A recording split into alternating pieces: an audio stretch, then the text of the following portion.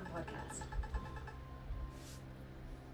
What's up, all family members? It's Ian Carmel. I want to tell you about a new podcast I have with my friends Isaac Lee and Zach Harper. Are you a basketball fan?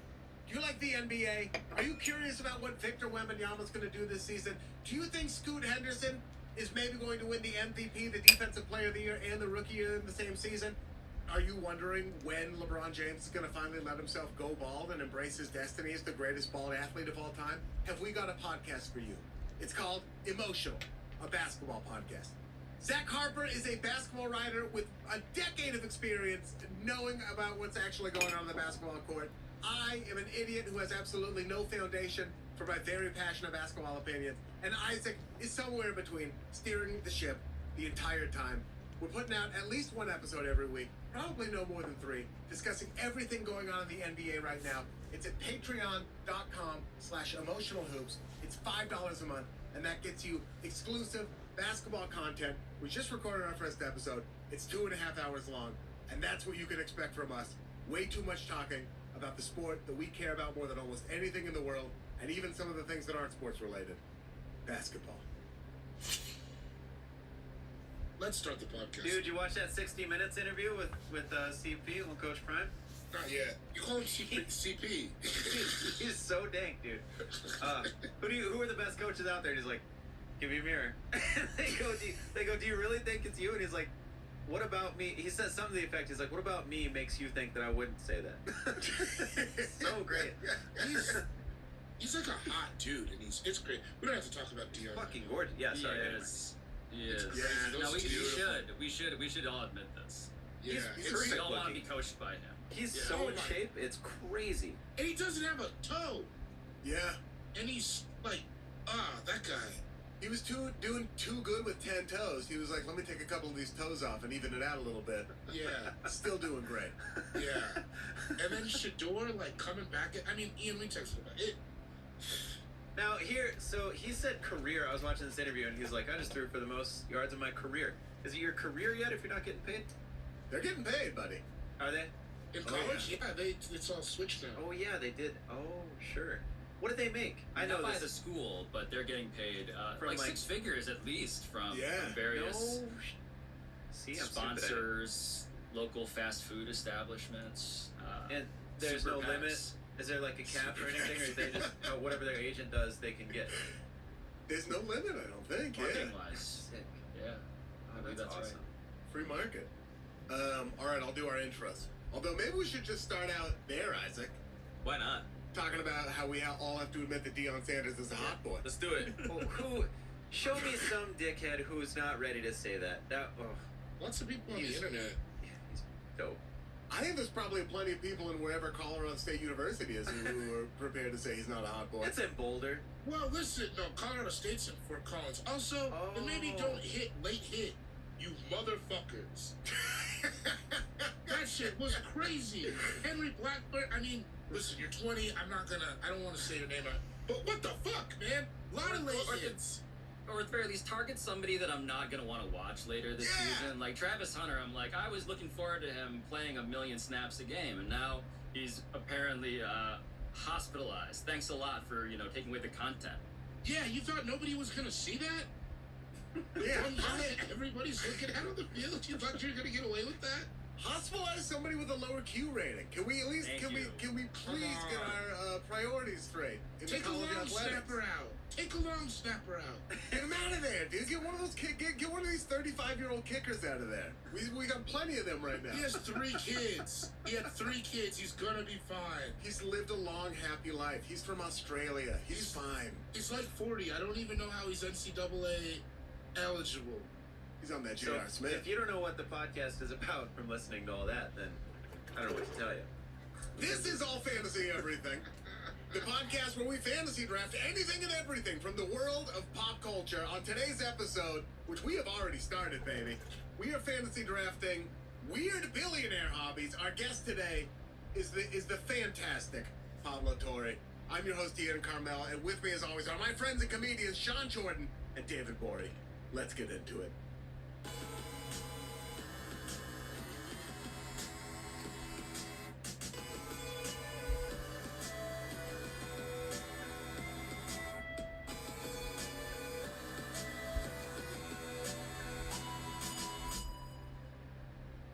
Welcome to another brand new episode of All Fantasy Everything, the podcast that is talking about a game that happened like 3 weeks ago in calendar time. Oh, that's right. Yeah. Probably 2 months ago. 2 months ago when this comes out. We're well ahead of schedule right now. And so Colorado lost to Oregon. Sorry about that, David. No, come on, man. Lost big, dude. 7 touchdowns. Bo Nix hung 7 on him. Listen. Will you guys bet something on this game? $50. Yes. $50. All right, great. Feel Yeah. nice. We do a little virtual shake. You thought I was Also, we're going to be. I'm gonna run It's from it's almost useless talking about this, but we're going to be together. David is from Colorado. I'm from Oregon. We're going to be in Denver during the game next week, just for a little context. I'm deeply excited for you guys to be validated explicitly by your takes, which are obviously correct. In no way will any of us look bad for talking about a kid who did not obviously, I don't know, have some miracle surgery. Travis Hunter definitely will not play in that game. All of that's going to happen. Yeah. All of this is going to happen. He's gonna run through the tunnel at halftime on the back of Ralphie. He's holding coming an in to say upside the down whole pirate shit. flag. Air Bud style. It's gonna be amazing. Welcome to All Fantasy Everything. If this is your first time to All Fantasy Everything, we take a topic and we fantasy draft it. We'll do all our plugs later. But Pablo, thank you so much for joining us here.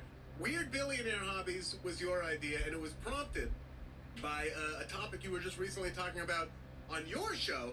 Pablo Torre finds out.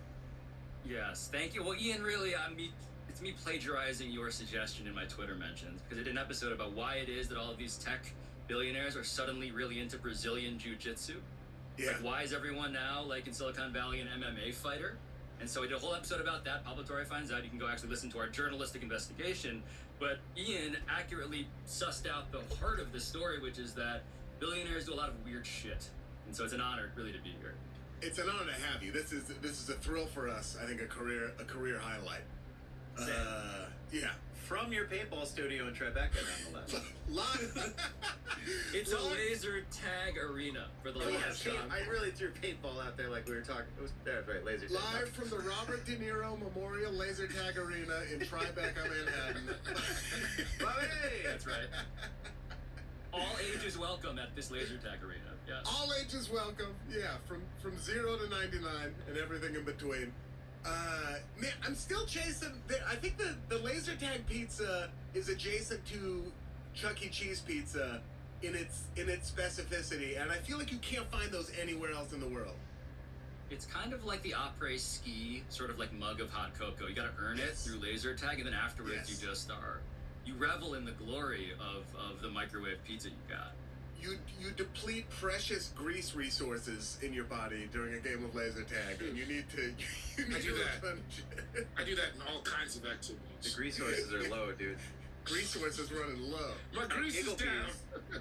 We had this animatronic coyote that would bring us our pizza after we played laser tag. Wilbur the coyote. It was dank, dude. Bro, he would bring you the pizza? Yeah, there was a little track, and he'd bring it around. I knew the kid that used to operate the voice, so I had it. I got to see the control room and all that shit. But yeah, he'd bring it around on this little tricycle and talk to you. It was dope. Would he ever call people up and do the coyote voice? Like, because you all went to that place growing up, I assume, so you know that voice, right? Call Yeah, I him don't up think and he did, threaten man. them in the voice? No, I don't think he did. He did other stuff, more nefarious things that I can't talk about on here. Kill the guy. Kill the guy? A lot of Dave. follow-up questions. Yeah, that. Yeah, it was tight though. Laser tag back at Giggle Beach. Shout out to Paul. So it was fun. The way we determine the order of this fantasy draft is a rollicking game of rock, paper, scissors, and it's played between the three of you. We throw it on shoot. You ready, Pablo? You didn't know it was so high stakes. Here we go. Rock, paper, scissors, shoot! Oh, Pablo wins a natural. Natural. Scissors taking out 2 papers. A clean sweep. Pablo, as the winner of rock, paper, scissors, how does it feel, first of all? I like to receive. Is that how this works? I'm All gonna right. receive. You have to pick which end you're going to You gonna throw some grass in the air, see which way's the wind blowing? What you can receive is the ability to dictate the order of today's fantasy draft. But before you do that, I need you to know it is a serpentine draft. And what is that? That's a great question. I got you. It's sort of like if you're looking for a parking spot at the mall around Christmas time. You want to park close. It's chilly out, so you go You go all the way up to the top. You drive down. At a certain point, you're like, well, I'm not going to park down all the way down here. So then you turn to your right, and you go a little bit into the next aisle. Then you take a right, and you go all the way back up. You're just hoping. You see people with bags. I hope they leave. And so you just kind of zigzag all around the parking lot until you park in the back, and then walk because you got legs. You know. Perfect. If anyone still has any questions, basically what it means is you pick fourth in the first round, you pick first in the second round. Now, Pablo, with that in mind, what will today's order be? Yeah. So I get to pick the slot that David and Sean will be in. Is that right? I get to pick everything. And me. Yeah, You get to place And, all of course, and and all of you. All right. So, I'm going David 1. Yeah. Because I believe he was the nicest about my laser tag studio arena. I like it. I just want to be very clear No up front. McDonald now. Number 2 is Ian because he's trying to clean up Thank his you. mess that he made. And number 3 is Sean because he called it a paintball thing, and you know I want the back-to-back picks. Yeah. You know. That would be Alright. if you were at a paintball course. I'm just thinking like if it actually was a paintball course, it'd be so wild. Like those giant blow up, whatever they are. Yeah, this is where I I take do my want this very calls. badly. Sean also said it looked like the inside of a submarine, though. So there's a lot of, there's a lot of aesthetic at play. Also, just to reiterate, we think it looks dope. Oh yeah, it looks amazing. Fantastic. Thank you. I have a Sega Genesis here somewhere. Hold on. Oh yeah, here. Yes. This is just. Oh, you got just, all just in no way am I running from the laser tag vibes. Just to be very clear. Dude. What are you Hell yeah. playing on the Sega Genesis Yeah, right yeah. now? They say Road Rash. Altered Beast. Echo the Dolphin. Echo the Oh, Dolphin. yes, Oh dude. sure. Classic. Great soundtrack. Absolutely. Yep. That is Famous that's just soundtrack. such a fun, placid experience if you want it to be. It's totally underrated. Yeah. Sometimes you just want to be a dolphin who can use sonar in ways that are only vaguely helpful to you in the video game itself. True. Yeah, absolutely. Plus, I mean, it's Put it on also my it can get tombstone. stressful too if you can't get up to the oxygen, dude. Man, Echo the Dolphin. All right. Anyway, Gallium. David Pori, you have the first pick in the Weird Billionaire Hobbies All Fantasy Everything Fantasy Draft, and we're gonna get to that pick right after this short break. This episode of All Fantasy Everything is brought to you by Starbucks. Now, I want you to listen close. You listening? You really listening? Yeah, baby. You can hear it. That's fall. It is texting. It is calling. Whatever you want, it is falling. And that means the pumpkin spice latte is back at Starbucks. Now, here's what we want you to do. Here's what we are going to do. We are going to go to the closet, grab our most favorite, our comfiest fall clothing with the most fall colors on it. I'm going to go down to Starbucks, and I'm going to leave my gloves at the door. I want you to do that too, because the only thing that rivals the taste of a pumpkin spice latte is holding it in both of your hands at the same time as you take that first sip. That is right. Fall is here. Starbucks went ahead and put that feeling straight in a cup, and they are serving it to you all fall long. If you want to get your hands on this magic, just roll through any Starbucks location and order the pumpkin spice latte, or just order ahead on the Starbucks app. This episode of All Fantasy Everything is brought to you by Policy Genius. Now, if you've got loved ones who depend on you, why leave anything up to chance? In a worst case scenario, for some reason, my wife and I talked about this the other day, but like if we both perished in a car crash or something at the same time, what's going to happen to our daughter? It's horrible to think about. I do not normally push such thoughts to the front of my mind, but sometimes you just got to be realistic. You got to be an adult. Life insurance gives your family a safety net that can cover all those expenses, so your loved ones won't have to worry about money while they're getting back on their feet. Policy Genius, it makes finding the right policy extremely simple. Their team of licensed experts are on hand to help talk you through it, because again, you never know what's going to happen. Life is life. It's not always puppy dogs and rainbows like I want it to be. I act like it is, but sometimes things just happen. You have no control over it, so why not be covered? That's the way I look at it. You know, even if you already have a life insurance policy through work or something like that, might not offer protection or enough protection rather for your family's needs, and it may not follow you if you leave your job, something like that. So those are things to think about. With Policy Genius, you can find life insurance policies that start at just $292 per year for $1 million of coverage. Some options offer same-day approval and avoid unnecessary medical exams, so they want to help you out. Policy Genius knows how valuable your time is. Their technology, it's going to make it extremely easy to compare quotes from America's top life insurers. Just a few clicks, you're going to get what you need. They streamline everything for you.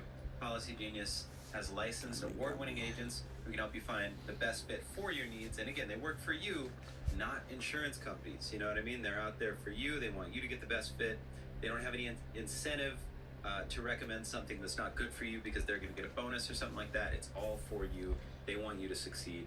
Policy Genius is for parents, caregivers, anyone else who has people that depend on them, which honestly is pretty much everybody. So it's never going to hurt you to look into it. Your loved ones deserve a financial safety net. You deserve a smarter way to find and buy it. Head to policygenius.com or click the link in the description to get your free life insurance quotes and see how much you could save. That is policygenius.com. And we're back. Welcome back to All Fantasy Everything. Already in progress. David Borey's about to make his first pick. The first pick of the draft. David, you're on the clock. Camel breeding and racing. Oh, Yeah. shit. Yeah. I've been, bro, they're over there going nuts. They have like $200 million camels. Yeah. It's Camels. and when you watch the clips of the camel racing, not even that exciting. That just means it's like, to me it means it's just mad personal, where it's like, no, fuck that. Maybe this isn't the best sport in the world. It's like when you get really into like pickleball or some shit with your friends, and you're like, I don't give a shit. I fucking hate Dante. So I'm gonna be Dante's camel. I'm gonna put $200 million into it. Yeah, you're just like, pickleball happens to be the arena in which I want to defeat this guy, but it could have easily been any number of other things. Yes, exactly. And it's just like, it just seems like it's like such an insular world, and it's just real. I don't even think camels are that fast animals compared to other animals that But you you can know, race. But it really is, you cut right to the heart of it with Sultan cosplay. Right. Of course we want to ride a camel. Of course you want to race a camel. Yes. Oh, yeah. Put it next to my magic carpet. This is all the things I imagine you do when you're a billionaire. It's a great, Yeah. great pick by you. Thank you. Yeah. Now, I feel like I don't need to tell you this, but you know Swizz Beats is involved in camel racing, right? How do you think I even got here, brother? That dude, you watch his crib, he's wearing camel-colored everything. Yes. All his You shit think is that's how he got camel-colored. into camel racing? He's like, I'm wearing all this camel-colored shit. What's I the can't stop logical talking about extension of this? Beige Wave, like David brought up 4 years ago, probably. Yeah, I cannot. I think it's crashed, but you're still on it. It's a beige tsunami by this point. It's all over the place. Sean does text me beige shit he buys fairly frequently. I'm in it, man. I'm in the beige. I didn't know, and sorry, I didn't know camels ran. There we go. Oh, yeah. Oh yeah. Never seen them go anything quicker than a mosey. Oh no, they got it. Yeah, they'll run. What you need to do is go on Instagram on your phone and type in Swizz Beats and give him a follow, because every now and then he's over in Dubai just getting mixed. He like owns camels. He's involved in the camel racing. What do you wear if you're racing? Do you wear like goggles? Like what do you wear if you're racing camels? What's the gear that a camel racer wears? Well, I don't think they're on the camels. Well, But I've seen a some of bunch them of are clips. on the camels. I've seen clips both ways.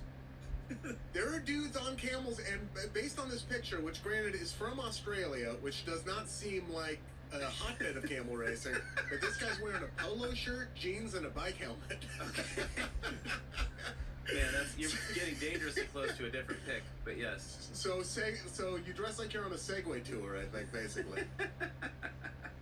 It's very exciting though. I mean, In modern camel racing, camels are often controlled by remote-controlled robotic whips. Mm, Yeah, so there aren't people on these camels. Wow. that's I was gonna say most of the clips I saw didn't have people on them, They have robot jockeys. which is also I'm retracting my compliment. Not a great pick if you're going to have to ride these things. My entire Yeah. thing was premised on you riding it. No, I think that's how rich they are. Is now they're outsourcing it to robots. Like you're worried about AI taking our jobs? It's gonna start at the top. Camel racing camel first. jockeys. That's when I knew. That's when the strike started. The WGA approved the vote once we saw the camel jockeys had been replaced by robots. That's an amazing pick. Camel racing. You're right. It's just got to be to say fuck you to other rich people. There's no what's his name, Lewis Hamilton of the camel. It's only for rich people. Time for my first pick. And speaking of only for rich people, I'm going to take another competition because, I mean, if there's one thing rich people like, it's competitions. I'm going to take professional sailing. Oh, like yachting? Like yachting, like specifically the America's Cup, which I was digging into a little bit. They spent to win this. It only happens like every 4 years, and one country has to like challenge, or one yacht club has to challenge the champion. What a weak challenge! I bet that. It's a real like glove slap in the face sort of situation. I bet. But they spend like $300 million on these sailboats, and there's no.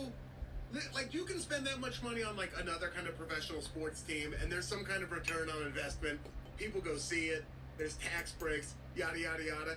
This, Larry Ellison, who founded Oracle, is, like, one of the big dudes in it. And, like, the other is, like, this billionaire who, like, founded Prada and owns that whole company.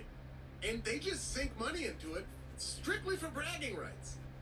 It's a wild scene, man. It's crazy. Are they yachts? They're sailboat yachts. All I know is that people who are in the America's Cup listening to this are furious that we don't know the answer. Yeah, They're also of course, it's obviously this one specific thing. If they want to drop the bag, like I'll know the answer. They're so mad. They've just taken off their Sperry topsiders and whipped it at the Bose speaker in the corner of their sailboat. Can there be a Sail to Survive? Why isn't there a Drive to Survive with the America's Cup? Like, why can't there be this reality docuseries already? I think those people are just that annoying. They're like, we don't even have, there's not even a show here. It's just like a bunch of unlikable It's just gonna upset everybody. They've got the footage. They're just like, we can't put this out. I dabbled in the yacht world once. Did I ever tell you about that? No. What is that? What does dabbling in the yacht world mean? Forgive me. Okay, so shout out to Danny, my man, 50 grand. He used to be the cook, one of the cooks at the St. Francis Yacht Club in San Francisco. And they owned a private island, like up north in the Delta. And every year for the employee appreciation party, they would have it on the private island. So you would take a like a sprinter van from the yacht club up to the private island, and then like at the dock, all the yacht club members would meet you with their yachts and drive you over to the private island, and then we partied on it all day. And I did that one time, and it was a wild scene, man. What was it like? I don't know. It was weird. We were just all, cause like it was all the friends and family of the people who worked there, and then the yacht guys were like bartending and cooking food, and like I played a lot of chicken in the pool. It was pretty cool. Good time. Were there like yacht people there? Yeah, we had to ride on the yachts to even get to the island. So they picked us up at the dock on the yachts and took us over there. That's wild. I got $2. I did. Yeah. I did. Yeah. I would have been. I'd have been telling people on the yacht it was mine. People who know full well it's not. Be like, it's my no, yacht. because they pick you up in their yachts. So you can't be But like, I think those people get buck though. yeah, Maybe. no, it was everybody was. There were no kids either. It was like, well, I don't remember. any Adults kids. only island. It was a throwdown for sure. I suppose that could be billionaire For shit too, sure. where they're like they want to be with people to get like normal buck. Where they're like, yeah, I've been hanging out with these other fucking squares forever. I want to be with like some salt of the earth and like do real You could drugs. tell they liked bartending and shit, you know. Yeah, because it was like cosplay for them. Yeah, I was gonna It's say gonna be a normal central theme to a lot of these picks. I think so for sure. But they're just looking like, what if I just did this? What if I did this? What if I was But this doing this every America, day? like that yachting, I understand. The America's Cup is strictly for speed. It's only for bragging That's rights. true. Mostly now, it's to embarrass billionaires from New Zealand. Is like the main thing it seems to be for Larry Ellison. But it is the longest running Yeah, it's international ancient. competition. Yeah, it goes back to like the 1850s. That's how you know it's for rich people. Larry Ellison, there's one other yacht-related detail that I've heard about with Larry Ellison. Larry Ellison had a basketball court on his main yacht, but he had another smaller yacht following the main yacht to pick up the balls that went overboard. Oh my god. Jesus Christ. I don't even know what Which I to make of respect, that. honestly. I'm just Absolutely. If you're gonna take it there to the first, but and then there was another yacht following that smaller yacht to pick up Emmy. Sorry. Wall Street Journal article from 2014. Larry Ellison's overboard basketball retriever tells all. Is the headline. So that headline to someone like in the Great Depression. Yeah. Dude, I'm trying to get that. I'm trying to get that job right now. If these strikes go any longer, I'm going to be signing up for yacht basketball retrieval like tomorrow. It probably pays more than any job I've ever had. Yeah, I was gonna say I'd do it. Yeah, that'd be great. Because it requires knowing how to drive a yacht. Which NBA player do you think he got to work on that basketball, like that the basketball retrieval yacht? You know, he got like some former dude, Of course he did. Yeah. like Matt Bonner's reaching off the side with his long ass arms. Yeah, so he like could hang older out with Larry colonies. That's right. Larry Ellison couldn't buy the Warriors, so he hired Festus Ezeli to retrieve his basketballs. Portland Trailblazer great Festus Ezeli. 0 games, 0 minutes, 1 big contract. Sean Jordan, time for your first pick. Collecting insane memorabilia, and there's a couple. So I didn't want to. I can't say it's not art. So the two things that I was thinking of when I found it were this dude William Koch has the only known photograph of Billy the Kid, like the only certified actual photograph of Billy the Kid, which really made me feel something. It felt like I saw that and I was like, Jesus, that's awesome. It really is awesome. William Koch also heavily involved in the America's Cup. I'm sure we're gonna get pretty incestuous with all this stuff, but like, Yeah. There's only William, so so many. that and then Bill Gates. So that was like $3 million, but Bill Gates dropped $70 million roughly on Da Vinci's notebook, like Da Vinci's scribble book, with just designs and stuff in it. So I guess I'm saying I'm not saying art. I'm just saying like crazy shit that you like memorabilia type things. I get that. I guess. Ian, you're better with words than I am. You know what I mean? Yeah. I think you're nailing it, dude.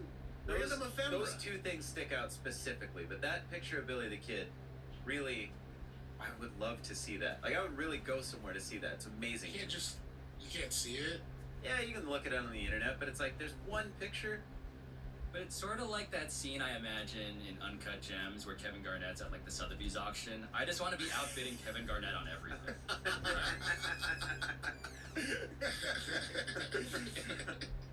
Why would you show me this picture of Billy the Kid if I can't have it? Because Kevin, just because. I mean, he does look like a kid. So, it's like a good title. It looks Yeah. like there's a few pictures of Billy the Kid. From what I gathered, there's one certified, known, actual photograph of Billy the Kid, and it's not even just him. It's like it's like 7 people. He's one of the people. That's like the only certified, actual picture of Billy the Kid. It's like 7 people in a field, kind of. I feel like this category also though contains like if you're like a billionaire who collects dinosaur skeletons, Yes. I feel like this is also encompassed underneath this general heading, right? Right. I think I you're think right. so. These I are think so. the two things that I was really leaning on were those 2 specific things because they just really made me feel nuts thinking about like it's just crazy if you could have someone over at your crib and be like, you want to see Da Vinci's scribble book? For real? It's fucking bonkers. Would you add in a couple things if you bought it? You're like, because some of these guys are so like egotistical that they're like, let me go ahead and take over Da where Vinci, the other genius left off. he was also gonna build, and this is crazy, but a broom handle, like a sweeper, and then the dustpan with a rubber handle, so you could just kind of bend them over, and they never had to disconnect. Da Vinci was gonna build that. That's what I'd tell people at cocktail parties. That'd be my added scribble on. Oh, so Yeah, I'd be like, can you believe that Da Vinci? And then I'd show them one from me in middle school. I'd be like, I thought of the same shit. I was younger than Da Vinci when I thought of it. So, yeah, pretty wild. We're in the same You kind of learned Da boat. Vinci invented Hot Pockets, dude. Look at this shit. That is definitive proof. But it makes sense because he had access to pepperoni. I would start calling him Leo Da Vinci. Yeah. That fucked me up. You go back in time or you pretend to go back in time to retcon a pizza chain, Yeah. tracing it to Leonardo da Vinci's ancestry. I mean, I got the blueprints for a time machine now. Leo thought of all that, so. Who do you think founded Little Caesars, dude? A guy in Italy. It was fucking Leonardo da Vinci the We were whole just- way, and it's In a group thread, no more than an hour ago, my friend, he goes, "Do you think the guy that founded Little Caesars was from Italy?" And Adam's like, "I think he was Roman, so yeah." That was like an hour from ago. Canada, dude. I think. I mean, he's talking about the Caesars, but you know, Oh, the actual Caesars. yeah, the actual. You're talking about It was a You're little talking bit. about Oh, you did a that little we bit. were doing in our group thread, yeah, a little bit. But actually, who did fund Little Caesars? You know? You really do know? Dude. No, Oh, that you was said clutch it if I knew off the top. I mean, I don't Yeah. think it's like hidden information or anything. It was Julio Cesar Chavez, the boss. There he is. Gotta carve up, man. I just Googled who founded Little Caesars, and my computer went to the dark web all of a sudden. Now I'm stuck on the dark web. You're not I stuck, found man. it. Lucky Mike you. and Marion Illich of Garden City, Michigan. Wait, I believe they Michigan? also owned the Detroit Tigers. I think the Illich family, incidentally. Yes. Whoa. Yes. Hmm. He owns the Tigers, Red Wings, and Little Caesars Pizza. Oh, don't make me pick a favorite. Which one of my kids do I love the most? Yo, this guy is making moves. Yeah, dude. Which one came first? Truly mastered the circle. Yeah. Yeah. Not since Leonardo da Vinci has anyone mastered the circle. I actually have I got the notebook where he thought about, where he did the whole thing. I got it all right there. Oh The guy in my god. Vitruvian man. No, I just call him the guy. The dude. The dude. Who's that guy The dude with in his my dog notebook? hanging out. One of my scribbles in Leo's scribble. Pablo, it's time for your first and second picks, dude. All right. A lot of pressure now. With my first pick, I select having a shitty band that real bands have to respect because you're really rich. That's oh, great. That's That's such a great good pick. pick. That's a great pick. It's crazy. And you think they think that the real bands actually think they're dope?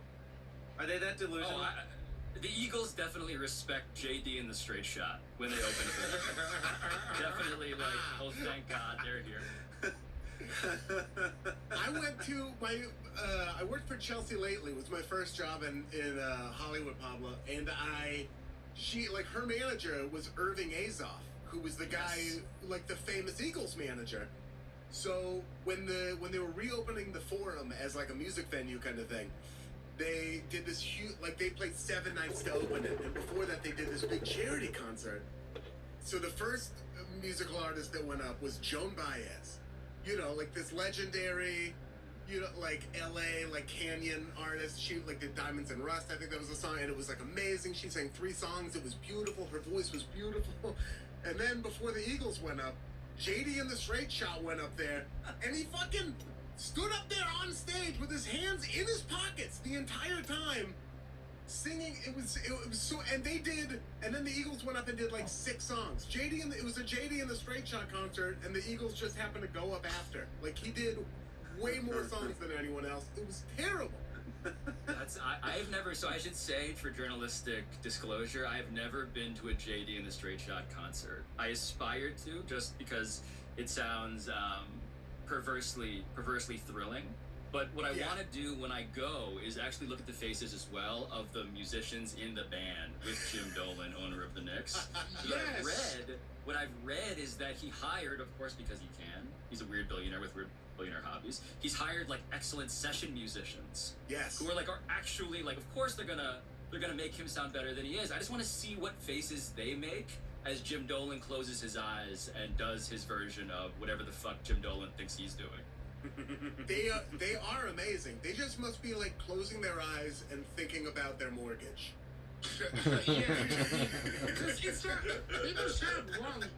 Their lives are like. How often do they play with JD and the Straight? How many gigs a year is that? More than you would think is my Really? guess. Like, what do you I'm think? guessing the time Jim commitment Dolan is? wants this a lot. Like I would guess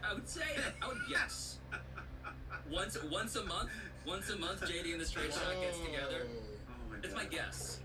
Wow. And then there's also rehearsals, right? You can't just. They have 7 albums. What the fuck? Their music has been I didn't know featured that. in. I had the under on the number of albums. That's insane. I don't even know if I knew there was an album, like an actual, real, released, you could buy it album. The group song "Can't Make Tears" was on the soundtrack for the TV show Hell on Wheels on AMC. Oh, the train show. Yeah. That was someone trying to score some points, for sure. And their music has been featured in August Osage County, Hurricane Season, and Butter, all of which were produced by the Weinstein Company. Huh. Yeah, that also tracks. Yeah, we're like, so. Oh my God! They've opened for the Eagles, the Allman Brothers Band, ZZ Top, Jewel, Keith Urban, the Dixie Chicks, Joe Walsh, and Robert Randolph. Earned, not given. To quote LeBron James. Damn. What do they say? It says here that the New York Times music critic John Pareles, I might be pronouncing that wrong, has called them a group of well-known sidemen backing a karaoke great singer. Damn. Oh. There we go. And says that James Dolan's musical talents are unlikely to endanger his day job. Unfortunately. I would love it if it endangered his day job, honestly. That would be fantastic. Yeah. And somebody else could slide in there. Let's Would put you very rather delicately. have, if you could switch, Pablo, are you a New York Knicks fan? Yeah, I ancestrally grew up here. Yeah, rooted You are for a- them. Stopped because of Dolan specifically, but yeah, in my bones, I am You have a genetic predisposition to the Yeah. New York Knicks. inherited. Inherited. Would you trade? Like, would you send James Dolan? What's your favorite band? The answer intuitively that I always would say is Kanye West, and now I'm like, I probably can't say that anymore. I mean, you're on Fine. the right podcast. We've all gone through that. Yeah, Well then, yeah, let's Yeah. pretend it's 2016. Oh, what a weird year to pick. Let's pretend it's 2012, 2013. It's Kanye West. Would you, in 2012, would you have swapped James Dolan? He now has to put, like, now Kanye West runs the Knicks, and James Dolan. Oh. Just again, like, is James Dolan that bad that you would then compromise your favorite musical artist? Kanye is not putting music out anymore. Instead, James Dolan is now releasing tracks with, like, all of Kanye's producers, including Kanye. Does he rap? I mean, Is he rapping? Is he rapping? Is, James yeah, Dolan that's- is rapping. Thank you for asking the key question. Do I get to hear James Dolan rap? It's In which James case the Dolan. answer. Get to is how you phrase that. It's James Dolan's 808s and Heartbreaks, but now it's a concept album about kicking Charles Oakley out of the garden. James Dolan's 808. You know what? Because I think I'll also get James Dolan's gospel era phase, I will Yeah. also, of course I'm making that trade. I gotta find out Yeah. what that's like. Fantastic. Yeah, you're gonna get James Dolan's weird friendship with Elon Musk. You're getting James Dolan's troubled relationship with Kim Kardashian. You're getting everything. You're getting Watch the Thrones though too. Mm. Jay-Z and James James Dolan on a Whoa. floating platform, just like dangling over Yeah. the mosh pit of James Dolan fans. Yeah. That's gonna be great. He's still performing showing in a long front of- video about Robert Kardashian during it too, though. Yeah. And performing in front of a that's- recreation of his childhood home. Yeah. Just a James- mansion, a huge brownstone. James Dolan plays the excerpt from the video game he made about his mom who died. That's gonna Yeah. be great. I only listen to it on the Dolan players, so Yeah. I paid for that. I will say, I still wear the Deezies because they're comfortable, even after Yeah, what he said. yeah. I mean, you know. The Deezies. That's the resale value of the Yeezys. It's tanked. Oh, yeah. Pablo, that's a great first pick. And your second pick. Mm. Well, you mentioned it, kind of. You alluded to it. My second pick, I'm taking still being addicted to Twitter. Yeah. Yeah, just social. That's great. That is great, because, like, dude, if I had $1 billion, What are you doing? I'm fucking out of here. Out! Get You out, will dude. never see me again. I'm not talking to you losers on Twitter. I have a bill. What the fuck? Dude, if I had $800,000, I might not be on Twitter anymore. If I had $10,000 more dollars, I'm looking for an exit. Pablo, do you have anyone specific in mind when you bring up this pick? Well, I think, of course, I mean, Elon is just the most obvious example. I think about it mostly, though, in terms of his photo negative. I consider Elon Musk's absolute opposite to be Magic Johnson. Because Magic Johnson is on Twitter, but I don't believe that he's actually tweeting for himself. I think he has all of the benefits of just being present on the internet without ever actually being on the internet. So, like, what you should do, I believe, is what Magic does, which is hire somebody to tweet incredibly mundane things, perfectly in your voice, lots of exclamation points, lots of photos of you, like, on a yacht in the Mediterranean with Samuel L. Jackson, but never actually log in once. I don't think Magic Johnson has ever logged into Twitter, just by being very popular on Twitter. I think you might be right. I think he still thinks it's like a microblog where he's just like updating his stuff that he's doing. Yeah, Magic's got it all figured out, man. His ways than one. His tweets, his tweets are like, they're like the tweet equivalent of like the Sleepy Time Tea Bear. They're just so cozy. They're fine. They do exactly what they say. They're not a threat to anyone. It's just a very pleasant experience. It's wild to think a billionaire has the time or any time to go on Twitter. It takes a lot of What time do they for people do? who They are don't do barely on anything. it. It's like consumes you. I think that billionaires travel a lot, and within travel, there's a lot of downtime. They're not Yeah, working. It's just the like, I don't know, the arrogance, I guess, to be like, I'm going to look at Twitter. I'm going to respond. I'm going to say poignant thing, what I think are poignant things. They're Just not where's that time? doing I anything. know traveling, but it seems like there's the shit they'd be doing. They're not. What are they Kind of doing? They don't avoid work. the, They like, don't you know, make as the money. someone They don't make the like shit. who's on the left in general. There's this weird where it's like Elon Musk is like an idiot who just inherited his daddy's money, and maybe that's true. I don't know him, but like I try to think of the world in terms of that not being true, because he does seem to have had a lot of successes in other areas, even if I personally don't care for the dude or whatever. But it's like Sure. his behavior with Twitter does seem to be completely like just him being triggered, which I know is like a loaded term, but like I think it's him. I think what is at the core of this weird billionaire behavior Ego. is billionaires searching for what all of us, I guess, really want, which is reply guys. yeah. Like Elon Musk Elon Musk got rich, whether he realizes it or not, to get Ian Miles Chiang to reply to every tweet. He's like, finally, here we are. I made it. I got this guy in my mentions sucking my dick every day. Yeah, Every day, like exactly, Crazy. sir. Couldn't have said it better myself, sir. This weird like HMS fucking Elon Musk like fantasy that they all play out together. Like they're all on this like the good ship X together. Another excellent decision, sir. It is the case that Elon Musk also, the reason why I think of this too, is that like no one has made being rich less cool than Elon Musk's Twitter account. Like there used to be a mystique, and now I'm like, if this is, to your point, to David's visceral response, if this is what's at the end of the rainbow, what the fuck are we doing? What Yeah, the fuck? Capitalism was sustained by the myth that at the end of the rainbow there was something other than Ian Miles Chiang, and now there is just Ian Miles Chiang. Just him waiting on the other end. I'm here. It's crap. Part of me thinks that he was probably always this dude, and then part of me is like, did him putting out a flamethrower that people responded to ruin his brain? Remember when he was just like the dude, he made a flamethrower commercially available, and like that was like, oh, that's kind of cool. If you can take yourself back to that year or whatever, and it's like, oh, that's like kind of cool. Like I don't want one, but I guess that's like kind of an interesting thing to do.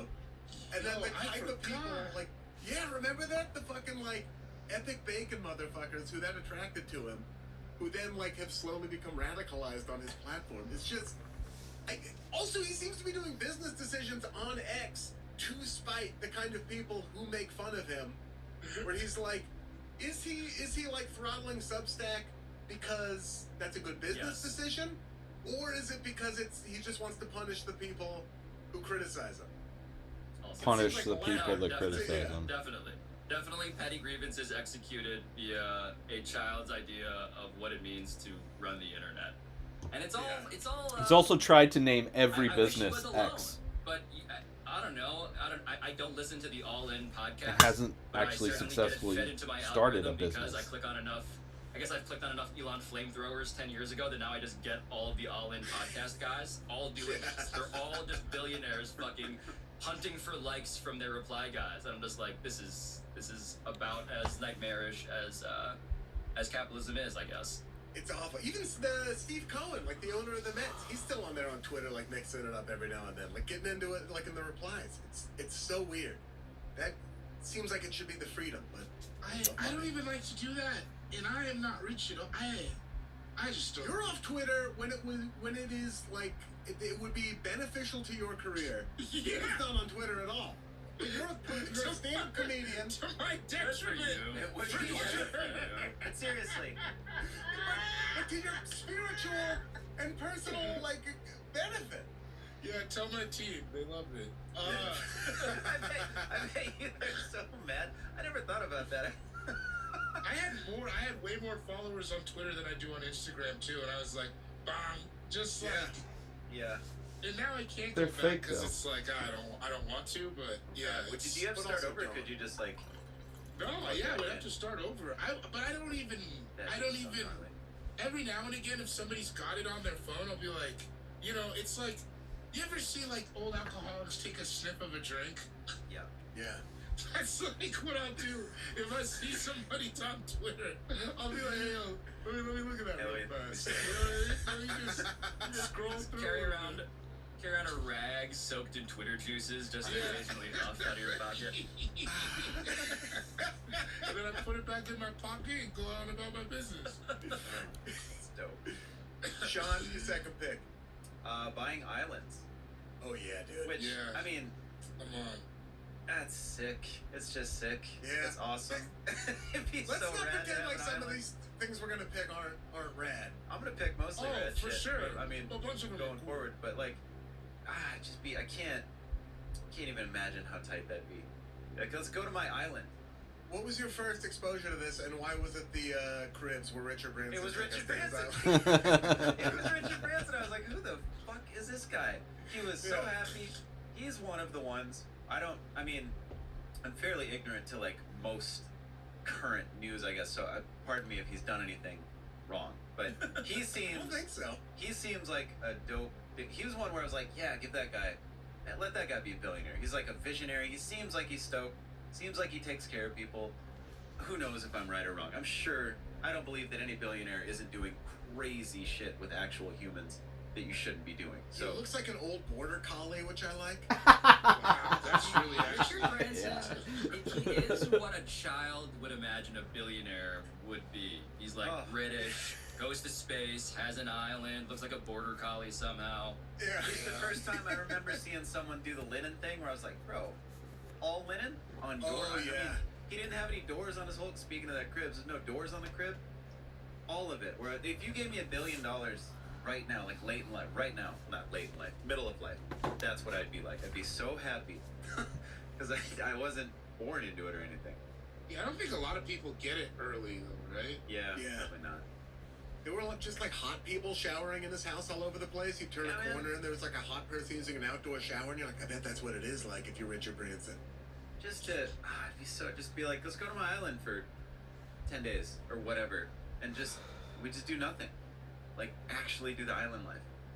Putting aside all the very real socio-political concerns of the British Of course. Empire and Right. everything, Come on. there's something like there's something I like about the British aristocracy where they just have had old money for so long that then they also get to have this like the Playboy billionaire diverge kind of thing off, and like Richard Branson is like the prototypical like British Playboy billionaire. Dude, it's just that's the peak of indulgence too, where you just like, this is my island, this is mine, the whole thing, this is my Because when you coastline. buy an island, do you have to pay for the infrastructure? Yeah. Like, there's not like a grid or like roads there's no- and shit, right? Like, you gotta do all that before you even put like houses and shit, right? That's the crazy shit to think about. Like last time we were in New York, David, when we were walking down the street, you looked up at the building, you're like, think about all the plumbing in all these buildings. Like if you bought an island, Oh yeah, that's why What New do York you- stresses me out. you got to plumb, and then you like you can't just put it in the ocean, so you have to have something to dispose of it No, somehow that to get it yeah, to you can. mainland garbage, wherever You it gotta get goes. bathrooms, you gotta get docks, you gotta get electric fences, you gotta get like a generator for the Dinosaurs. electric fences, dinosaurs, Weapons? You gotta get weapons, right? You gotta load up on weapons, yeah. clever girls, you gotta get like a lot of stuff, dude. Boats, you gotta build a landing strip, I assume. It You just gotta get seems Wayne like, Knight out there. He's not cheap. like Dude, if I was gifted an island today, I still don't have the money to develop said island. No. Yeah. No. I Like would, I'd be like, I guess we're camping. hey, you guys want You wanna to go pull some money camping? together, get to my island, and then we can camp on it? We can be as loud as we want. In terms of the people, though, you would definitely hire to work on your island. Like Wayne Knight, Dennis Nedry, Yeah. absolutely number one. I want my tech Yeah. guy to literally be Wayne Knight. Number two, I want Jeffrey from Fresh Prince to be my butler. Oh, nice. It's just, again, it's what child me thinks is actually a billionaire's life. I'm gonna pick Michael Douglas from A Ghost in the Darkness to run my security. There you go. I want an old school lion hunter to run You my straight security. up, you really didn't pick Dalton. The Oh, one shit. time you could have employed him. If I did Damn, Dalton, dog. well, I want to have some sex too. I don't want Dalton taking all of it. No one's trying to smash Michael Douglas from Ghost in the Darkness. You'd also have to get some girls who don't appreciate a poet soul out there, because I mean, if they do appreciate a poet soul, it's over for you. I'd run Yeah, over and be like, Dalton's somebody got actually it. does win a fight, Dalton. I'd hit him with a crowbar. Like, I won the fight. It's my island. But Right if down. you did buy that island, you would have to build the road and the house. Otherwise, there wouldn't be a roadhouse for Dalton to inhabit. Yeah, I'd do, well, exact replica of the Double D.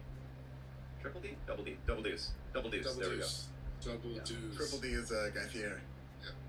Also could be on my island. We'd have a little castaway party. It's just like loincloths and losing weight. We should have a little castaway party for a year. You'd gotta come to my party, but it's for 6 months. It's a 6-month house party on my island. Bring a volleyball. Time for my second pick. I am going to take. All right, so you already took camel racing, but I'm going to take it too because it's so funny. No, Never have 350 episodes. No one's ever been like, I'm taking the same I'm thing. also taking it, dude. Sorry. I am going to take not necessarily just horse racing, although it's a huge part of it. Horse investment. Yeah, all right. Oh yeah. Uh-huh.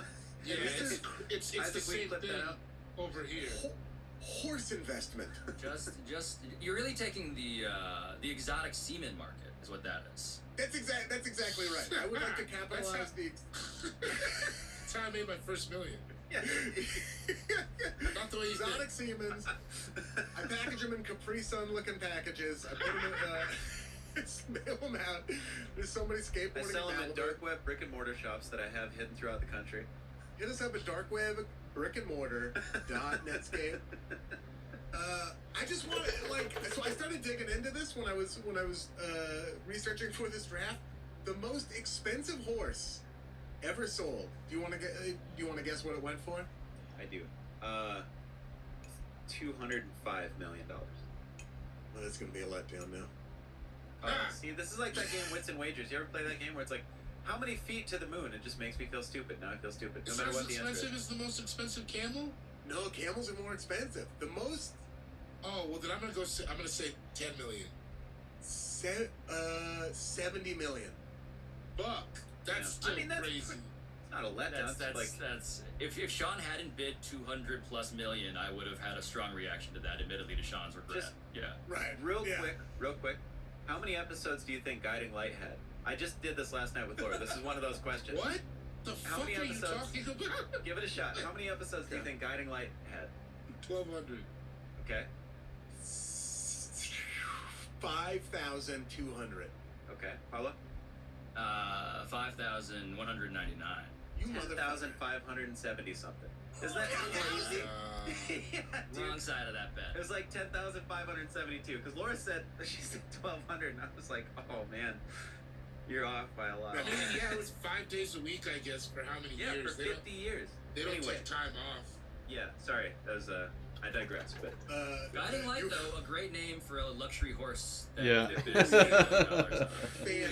Fantastic. Better, well, now we have to decide if it's better or worse than the name of the horse that did sell for 70 million, which is Versace Pegasus. Get out of my dream journal. Versace Pegasus? No? Well, it's either... No, and here's why. Understandable question, Sean. No. Yeah. F-O Sachi. Like in next Friday. Yes, but it might be Versace, but it's either Versace or Versace, but with an F. 70 million. Guiding Light's not a better name. Versace Pegasus had a successful racing career, racking up earnings of $2 million, and then won the Kentucky Derby in 2000. So a Kentucky Derby winner. But his stud fee, much lower than mine, I imagine. yeah, dropped from 150 grand. He was getting paid $150,000. Is that per Well, boy? that's that exotic. That's that exotic semen we're talking. That's the about. exotic That's semen. that, Was absolutely. that per... Yeah. When they stud, do they actually have sex, or do they, like, collect a sample and then they use I think they just they're grabbing nut. Yeah, I think But they're I mean, there's probably got to be a better term than No, I grab a use. nut. Another great horse name. Yeah. Yeah. But they also, I mean, they're also spending like $12 million on jumping horses. Like, Oh, wait. What's the one that Mitt Romney's child, or what's that one? dressage. Dressage. Yeah. With a horse, which is horse The dancing. dancing. Yeah. Which is exclusively the domain of the ultra rich, because it's Mitt Romney and then the British royal family, and those are like the two powerhouses of dressage. That's what I love about these people. They get so rich that they can just do a sport nobody else does, and like feel very It's just athletic a horse about it. dancing. You know what I mean? It's a horse remembering shit. And they're like competitive, because they're like, those are the people you see at parties, so it doesn't matter if we don't give a fuck about dressage. If you're at a party with people who exclusively care about dressage, you think everyone cares about dressage. Right. Exactly. Bruce That's- Springsteen's daughter was like a Olympic medalist, like in the last Olympics, because she does some weird, obscure horse dancing kind of thing. You know, like Bruce Springsteen sang about. Yeah. All those people on the fucking, it's just when the factory shut down and everyone had to get into competitive horse dancing. the only way they could. I mean, you know, in Eastern New Jersey, it was the only way they could keep food on the table. Dude, it was slinging crack rock or very, very intricate horse dancing, and that was it for Jersey. David, time for your second and your third picks. Camel breeding and racing, off the table. Off the table. My second pick.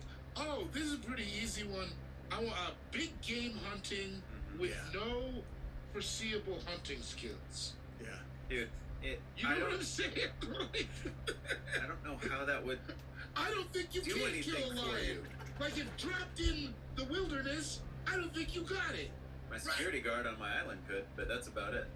But yeah, it's just this like it's such a odd thing to do to me because it like there's that disconnect that you have when you're that rich where you just assume that like no, I'm doing it like everyone else is doing it. Yeah. You know what I mean? It is. Now that I think about it, it is kind of like the pre-distressed genes of hunting, where it's sort of like you didn't really. It's like stolen valor.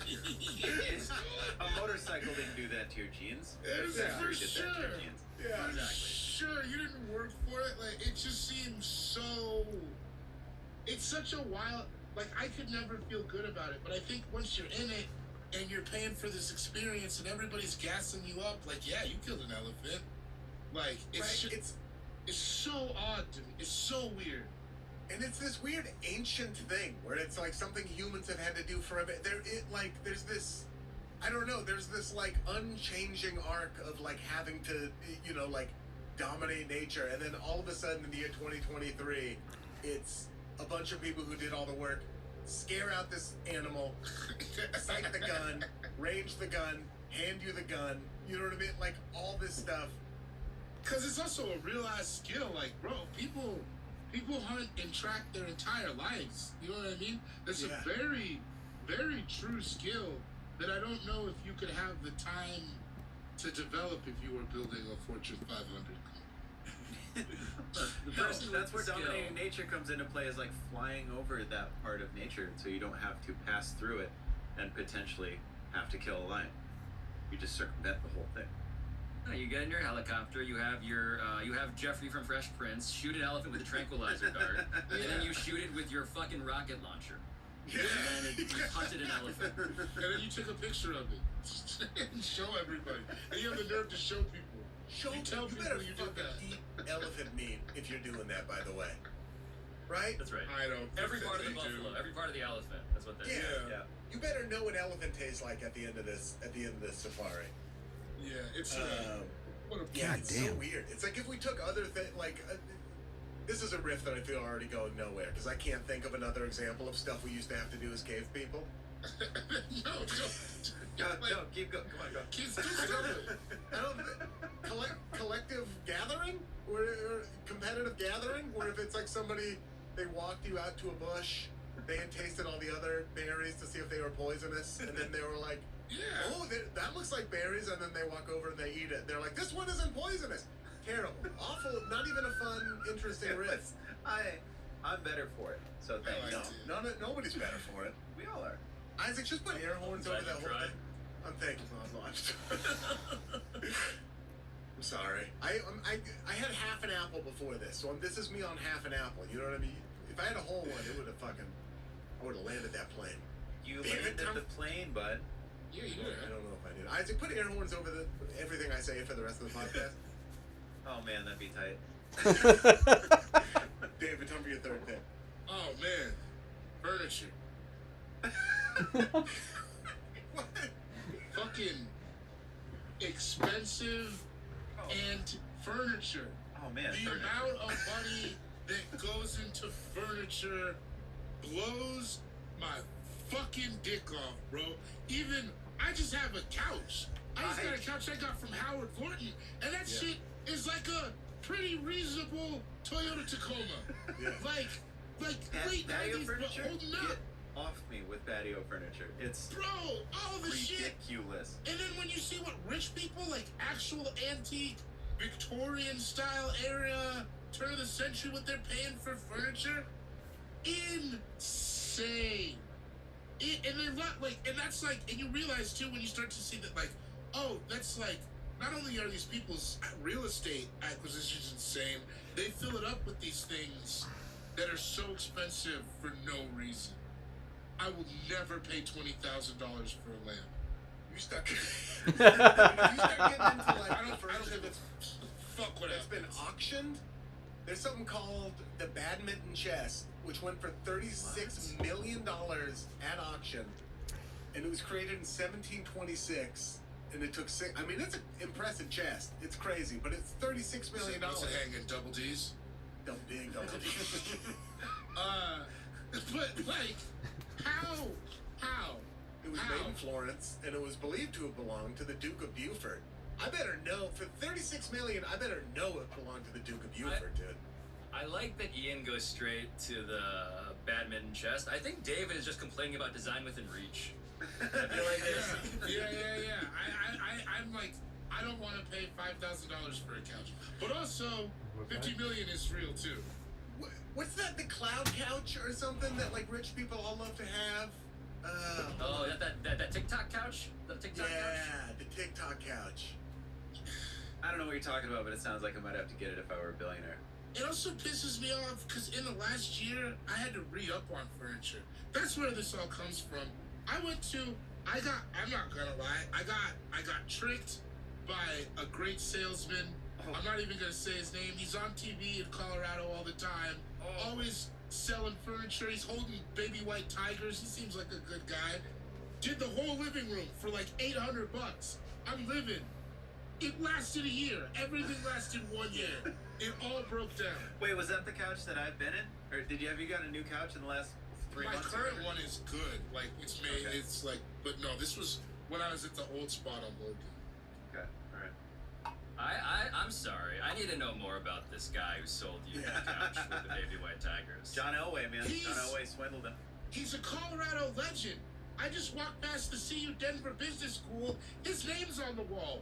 All for fucking selling trash. That's because he's selling you a couch a year. What do you think? Like, Yeah, of course. But nobody cares about the little guy anymore.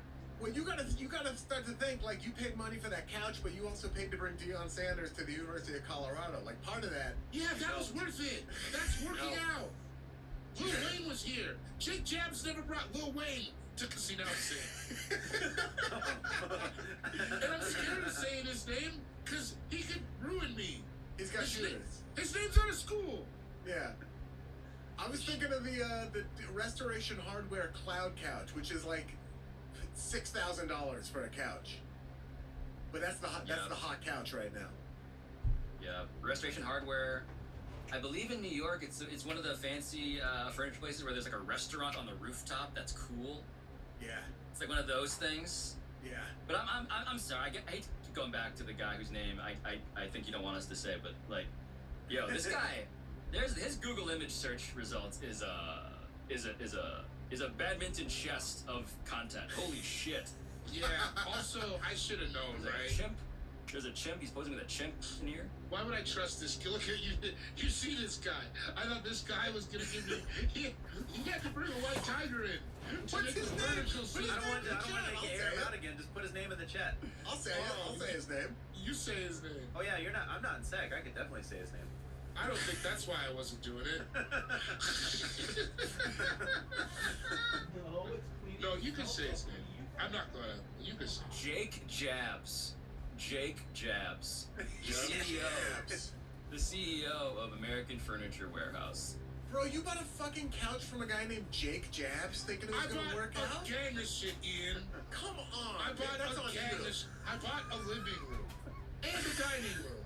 And you know what? It looked This guy incredible. looks like such a prick. Holy buckets.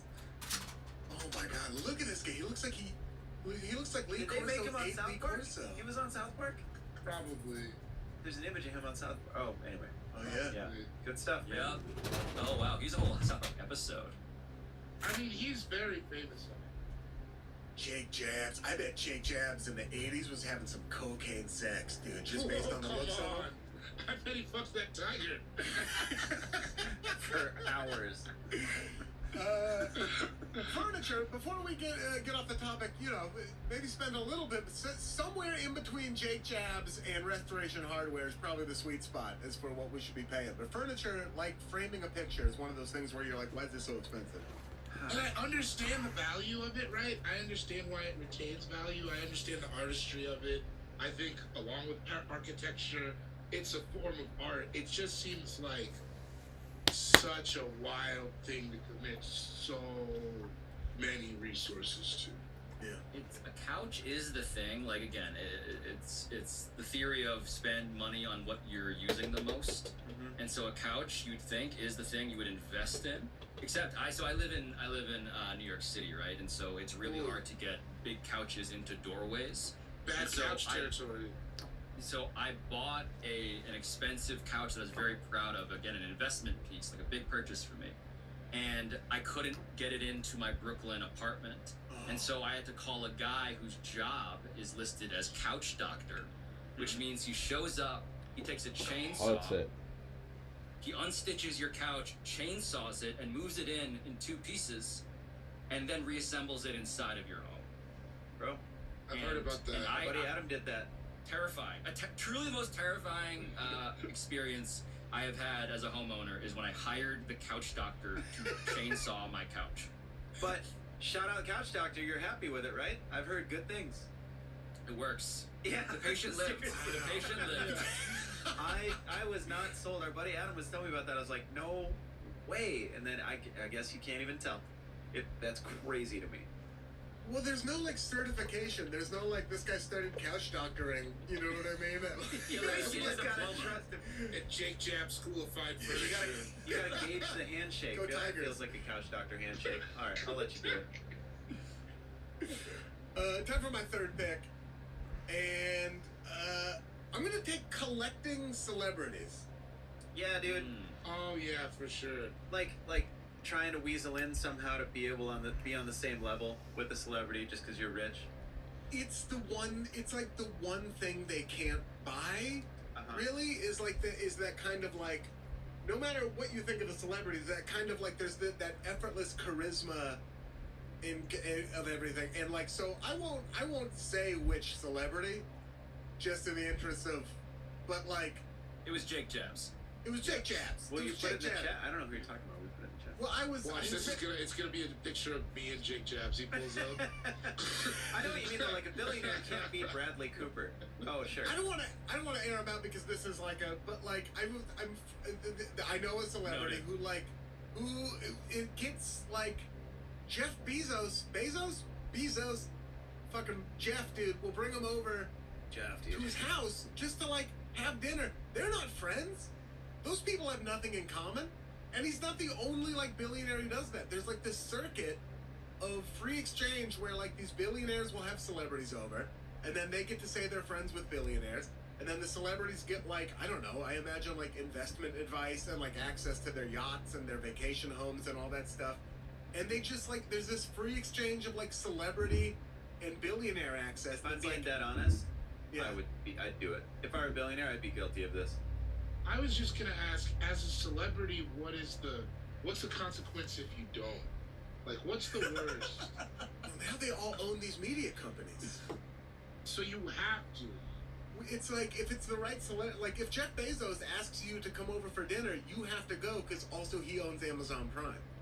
That's right. All of your iPhone charger cables arrive 4 weeks late if you don't agree to wear a jester's cap and dance for Jeff Bezos. If you ever want one of those little tripods to film yourself doing something ever again the next day, you go to that dinner.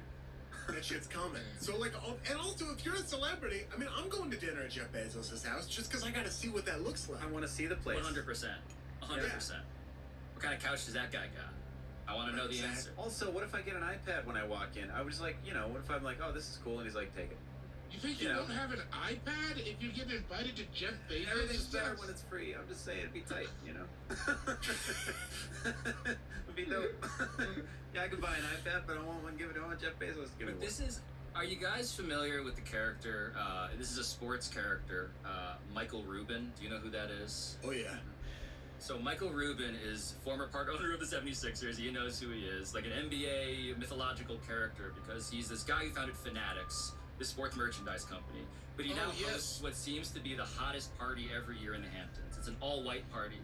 And this past year, like Leonardo DiCaprio was there, Kevin Hart was there, all of these Lil Baby was there, James Harden was there, Joel Embiid was there. But James so Corden was there. It's almost like a jump scare in the highlight video. Like, what the fuck? but truly, it's and then there are the just like old rich guys who are just like lingering around dressed in all white, and this feels like someone was like, how we'd like to have celebrities over to like just dance for us at dinner? Let's have a party where we get the best celebrities to dance for us at dinner. And that's what the white party is. And it feels exactly like what Ian's describing. Yeah, for sure. It's such an odd. It is another one of those things though where you're like, yeah, money can't buy it all. No, you can't beat Bradley Cooper. No matter how rich you are, you can't. You're just not going to beat Bradley Cooper, man. There's no You're surgery. going to be a dork. Think about all these rich dudes, except for Richard Branson. They all just seem like dorks. The jeans it's like you have billions of dollars. Your jeans can't fit. It's a great point. Why aren't all of these weird billionaires we're talking about hotter? That feels like a massive indictment. They try. I don't want to. Is Richard Branson not hot? He's pretty hot. He's sexy. Yeah, he's sexy. Okay. Arguably the hottest on the curve that we're describing. I feel like he's top tier hot billionaire. Zuckerberg's kind of hot right now because he's all buff. He's kind of attractive right now. I don't think so. His I don't body? think that's right. No. You're calling Ian's calling Mark Zuckerberg a butterface, is what I'm hearing. Oh, he is. Sean's calling him a butt. Yeah, he is. He's got a nice body right now. Doesn't he? He got buff. I'm not saying good. I'm not saying he's a good guy. I'm saying he got buff. Good guy aside, I think he might be a better guy than he is sexy. Google Mark Zuckerberg. I know what Mark Zuckerberg looks like right now. See, you're There's just a lot of not sexy buff guys. He looks like a sexy android. Doesn't he still have baby bangs? He's a weird looking dude. Sexy android, baby bangs. These are all my singles that are coming out. You're airing out all my shit. Yeah, I looked at it. He's still got android eyes, dude. He's not. The baby bangs do throw me off now that it's pointed out. Yeah, he's got baby bangs. That's not hot. You could have a hot body and baby bangs. Like, maybe I don't know what's cutting edge right now. Maybe you take me to Hell's Kitchen, you see a lot of hot dudes with baby bangs. I could be wrong. Yeah, that might be it. I might, yeah. Maybe he's out here getting his hair cut at the same place as Paul Mescal. He's just like such a goober, though, right? Is Yeah, it it's or baby become bangs like a Uber. Caesar cut? Is that what's going on? What do you mean baby Something bangs? like that. Yeah, yeah, yeah. It's like I imagine it's a cousin, a little Caesar's cut, as it were. Yeah. It's a little Caesar, it's a little Caesar's cut, dude. It's a Detroit Tigers. Found from a Michigan couple, I heard. It's a Jim. It's a. Oh no, Jim told me it was on Cleveland. Damn, Sparky Anderson cut, bro. There we go. Sean Jordan, time for your third pick. All right, so it's gotta have quotes around it, but climbing Mount Everest. Oh yeah. But it's gotta have quotes What do you mean because quotes? they ain't because doing of it. all the help, all the assistance. And you wonder, and I was digging around a little, like it would, you still have to physically get your body, like that's pretty wild to get your body up there in any capacity. Yeah, I like think with all so. the help, it's like, come on, man, what are you doing? Yeah, you have to like tense your body while they strap you to the back of a. Well, they A carry more you. experienced climber. They carry you up. You have to like shiver a little bit and control it. Yeah. You have to put a harness. You have to be harnessed to a local. You can't Yeah. even. You can't poop for hours. You I know just you're put used to some pooping back. whenever you want. You can't poop for hours when you're on You have to the make sure bed. the on regulator Everest? stays in your mouth. Can you No, poop dude, on you Everest? Your You poop can't poop freezes there? halfway out your butt when you poop on at the top of Mount Everest. If you poop, it freezes halfway out your butt. You know what Then I you have love a- is getting a new fear I didn't know I was gonna Then have. you have a little That's poop, exciting. a little poop buttsicle, and yeah, if you have that all the way down to base camp, then you get a staph infection and normally it kills you. Yeah. Normally, Wait, can you Normal. poop on Everest or not? What do we? You what's the probably intel? can. Oh, Did you okay. ever believe that? Did someone ever tell you that if you pee in certain places, it'll freeze while it's coming out? And you believed it? I believed it when I was a kid. That it would like South turn into living an is- icicle. I feel like growing up in South Dakota would have made me believe that. Yeah. Anyway, I've man, heard like climbing. spit freezing before it hits the ground, but I never heard pee like freezing the second it comes out of your wiener. Was that what you were led to believe? That's what I was led to believe. These are what all the questions you ask Sherpas as you're hiring them to take you up Mount Everest. So, I've heard about the poop that freezes in your butt. Yeah, what if the poop freezes before I poop it? Is it that cold, bro? What's the most frozen poop you've ever seen? Does it get higher Okay. every year because of all the poop on top, and so it makes the peak higher? He's carrying you in a baby Bjorn, and you're like, so about the pee that freezes. Because I gotta go. Does There, someone carry it? Mount Everest now is like it has a huge litter problem because of all the people and all the Yes. oxygen tanks, right? Like, The Of all images the are people- super depressing. It Yeah. is it's the ultimate, I think, to Sean's point of like Instagram versus reality. Like reality, it's so sad. Why do we just put? We're trashy, right? We just get. It's like we got trash on the fucking moon. It's just. What are we doing? we're trashy. We have such a Trash, huge yeah. trash problem. Yeah, we're trash. Yeah. Everywhere there's trash all the The time. ocean is full of it. Yeah. Oh man, this is so depressing. I wish Yeah, I didn't looked want to this bum up. everyone. This is I know fun. it is You're not tough. bumming anybody out. You didn't do No, it. You didn't it's- climb Mount Everest yet. When you do, you're gonna do it all natural, dude. Dude. Yeah, naked. You're gonna do it. You're gonna do it big natural. What are you doing? I'm Uh, lumbering up Mount Everest naked.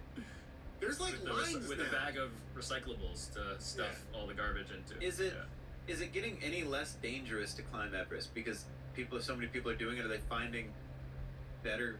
I don't know. Are they setting up higher It's base super camps? And stuff? less Like, there's a certain dangerous. point where you just can't live, right? You have to summit and come back down in one day at this certain point. Is that getting higher like, with technology? Yeah, I don't. You know what I mean? I think it's I have no idea. Pablo. I feel like whatever the answer is, it's trending towards worse than it used to be. Yeah. Always probably right. Like with global warming, is it getting easier to put the base camp higher and higher? Because it's warmer. It's like 65 and warmer, sunny and that's- stuff. Yeah. Yeah. And that's No, I why just- they're doing it. It's what if we just stumbled upon? That's why rich people are accelerating global warming, so it becomes easier to climb Mount Easier to Everest. climb Everest, bro. Now, if Third I'm eye. being dead honest, and I think the folks deserve it, if I were a billionaire, this might be something that I were shooting for. I was gonna say I could totally see you doing that. But I If would you- want to if you do had it to do with it. as much integrity as I could still muster, like with as little help as I could get without dying, or like doing permanent damage. I don't know. So it'd be You'd be the first guy to interesting. kickflip up there. Be interesting to entertain. It'd be sick. Have someone carry a skateboard up there for me. Yeah. Or have a helicopter just get it up there. I like the idea of complaining about the litter problem and then leaving a skateboard. Yeah. People, broken skateboard in shambles up there. Stomping on it because you can't grind a fucking oxygen tank that was left up there. And yes, I could. First of all, and 3 logs. Because I'm gonna load up before I go. Big steak at base camp. Free pooper. You guys Bob, got what's any up for steak? your third and fourth picks? Ooh, I think I gotta go with having a secret apocalypse bunker. Oh yeah. I didn't even think of that. That's a I was good reading one. an interview with Sam Altman, the guy who is like behind ChatGPT and all of that, the foremost AI like tycoon, in this Atlantic piece, and it was just sort of casually snuck in that he has an apocalypse bunker full of like water and like basically farming resources for when the thing he builds ultimately, obviously kills all Yeah, of us. dude. What a And I was like, really buried the lead on this one. I would have led with guy who invented AI has apocalypse bunker. I would have clicked on that a lot sooner. Yeah. It's like, I always keep a hotel room at the embassy suites because I know eventually, I'm gonna scream at my wife. Like, and she's gonna kick me out. Like, what an insane, what a terrible. But also, I mean, it just in general, wouldn't it be kind of comforting to be like, I do got a spot? Yeah. I mean, I want a friend who has a spot. I mean, Yeah, let's I be got a honest. spot. We all need a billionaire. I got To somewhere have to a go spot. for a year. You know, like we Yeah. got what? My wife we just started filling up jugs of water. Like we have probably, I don't know, 40 gallons of water in the garage now. It just makes me feel good.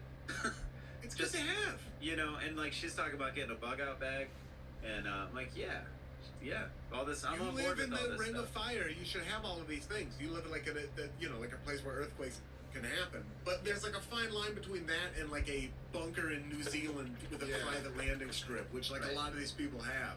I don't know about a bug out bag, but I have like some You got things bug in out my stuff. I got some things in my nightstand that I could take and run away and start a new life. Yeah. Like if right now you were like, you gotta get out of here, I have a collection of things I would I take. remember when COVID hit, I took out like $1,000 or something and put it in the nightstand. I was thinking, as time went on, I was like, what's a grand really gonna if it goes down? What's a grand gonna get me? I Besides think warm also for 5 is it like is money what you're thinking about? What would happen? Well, that's Like, what I'm saying. Initially, I don't think was, money but I'm would like, be what I would. yeah. I should have got a bunch of MREs or something. I don't know what money's gonna give me. I have an Yeah, just get a attaché brick of case, cocaine. 3 gold bricks, a pistol, and 5 passports, right? Don't we all have that? Yeah, something similar. I am woefully unprepared. Wait, without again, I don't want to pry too much, but what's in the nightstand, David? You mentioned you got some stuff. Not a bug out bag, but a bug out nightstand. What you got? A kidney, a butterfly knife, Just like if I had to go on the run, liquid IV. just like things that would. Just A like grappling things, hook. things that No, would help not me. even just like.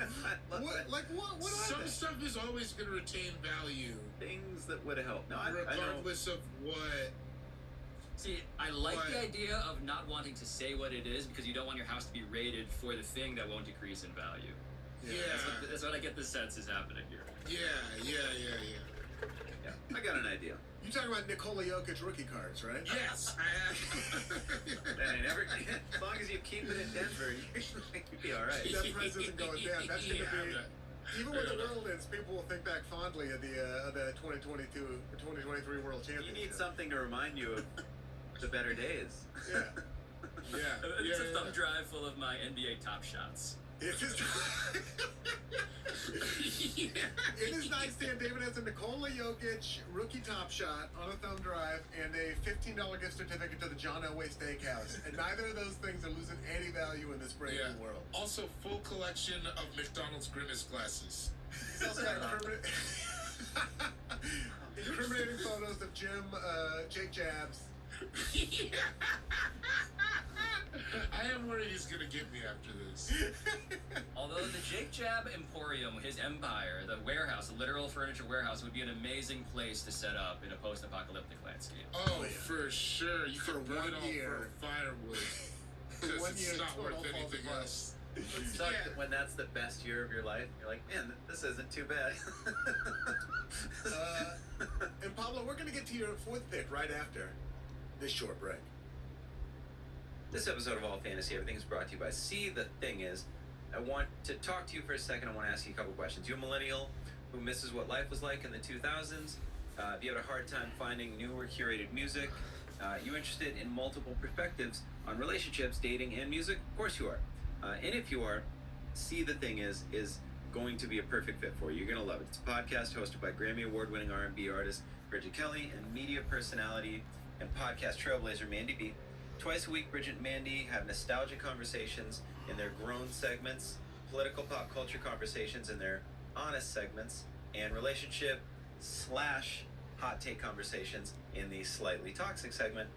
The opinions on the show are real, extremely real, and are brought to you by the genuine connections that the ladies have with the guests they like to call their friends with benefits. Yo, you see what we're doing. Each week, you will leave with some new music recommendations or a curated playlist that you didn't even know you needed, and their freshly squeezed music segment. So they're going to help you out with music. They're going to help you out with all kinds of advice. Great listen. Most recently, the ladies have sat down with Big Frida, Remy Ma, Muti Long, Neo. Come on, list goes on.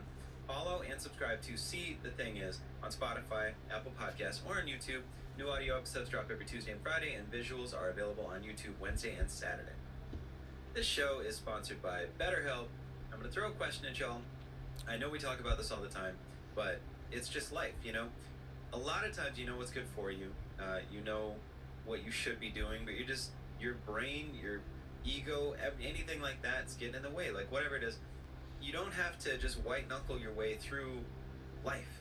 You can have help. Everybody needs help all the time with everything. People look down on it for some reason. It's so important just in life. You know, if you're getting in your own way about things, like there's so many things that happened to me when I was a kid, and everybody, where I'm just like, nah, I got it. And I know that I should talk to someone about it. It's never a bad thing to do. You know what you should do. You know what's good for you. You just can't do it. Therapy helps you figure out what's holding you back so you can work for yourself instead of against yourself. You have to be able to do you before you can even think about helping anybody else or being productive. You have to be at peace. You have to be able to wrangle your anxiety. You have to be able to handle any trauma that's happened to you, great or small. Don't let anybody else decide what your issues are, what your trauma is. It's completely up to you. If somebody else thinks something that you're going through isn't a big deal, it's not up to them. It's up to you. It can come in any shape or form. It can be huge. It can be small. Anything that is preventing you from feeling how you want to feel, that's what they're there to help with. If you're thinking of starting therapy, give BetterHelp a try. Again, it's extremely helpful. It's done entirely online. It's designed to be convenient, flexible. They suit to your schedule. Fill out a brief questionnaire. You get matched with a licensed therapist, and then you can switch at any time for no additional charge because they want to help you. Again, through line of the ads this week. Make your brain your friend with BetterHelp. Visit BetterHelp.com/allfantasy today to get 10% off your first month. Again, that's BetterHelp, HELP.com/allfantasy. Hey, we're back. Welcome back to All Fantasy Everything, already in progress. We're having a lot of fun.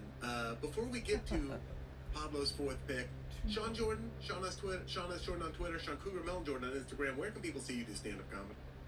I think one date right now, November 18th, Omaha, Nebraska. I will be at the Tiny House Bar. 2 shows, limited tickets, like $50. Are you gonna be at the tiny house or are you gonna be at the bar? I'll be at the bar. They'll be in the Tiny House. I'll be at the bar. The show will happen. Come to that November 16th. I'm excited about it. I've done stand-up in Omaha in like a decade. And then I'll be in Vancouver with Ian at the end of November, going through to December 2nd, House of Comedy in Vancouver.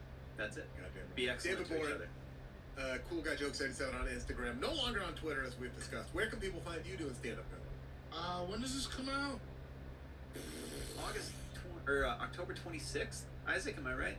Something like that. I think I'm right. I think it's October 26th. Oh, well, tonight you can catch me in Sioux Falls, South Dakota. Yeah, boy.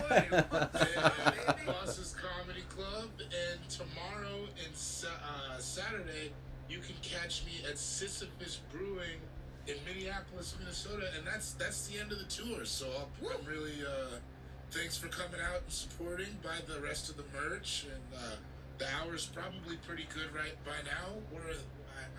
It's not, you know, it's September, but I think it's probably pretty good by now. My name is Ian Carmel on Twitter, Instagram, TikTok. You see me at the House of Comedy in Vancouver, BC, November 30th through December 2nd with Sean Jordan. And then in Austin, Texas, December 8th and 9th at the Vulcan Gas Company. Happy Hanukkah. Then Happy Halloween right now. And pre-order T-Shirt Swim Club, which I think you'll be able to do right now.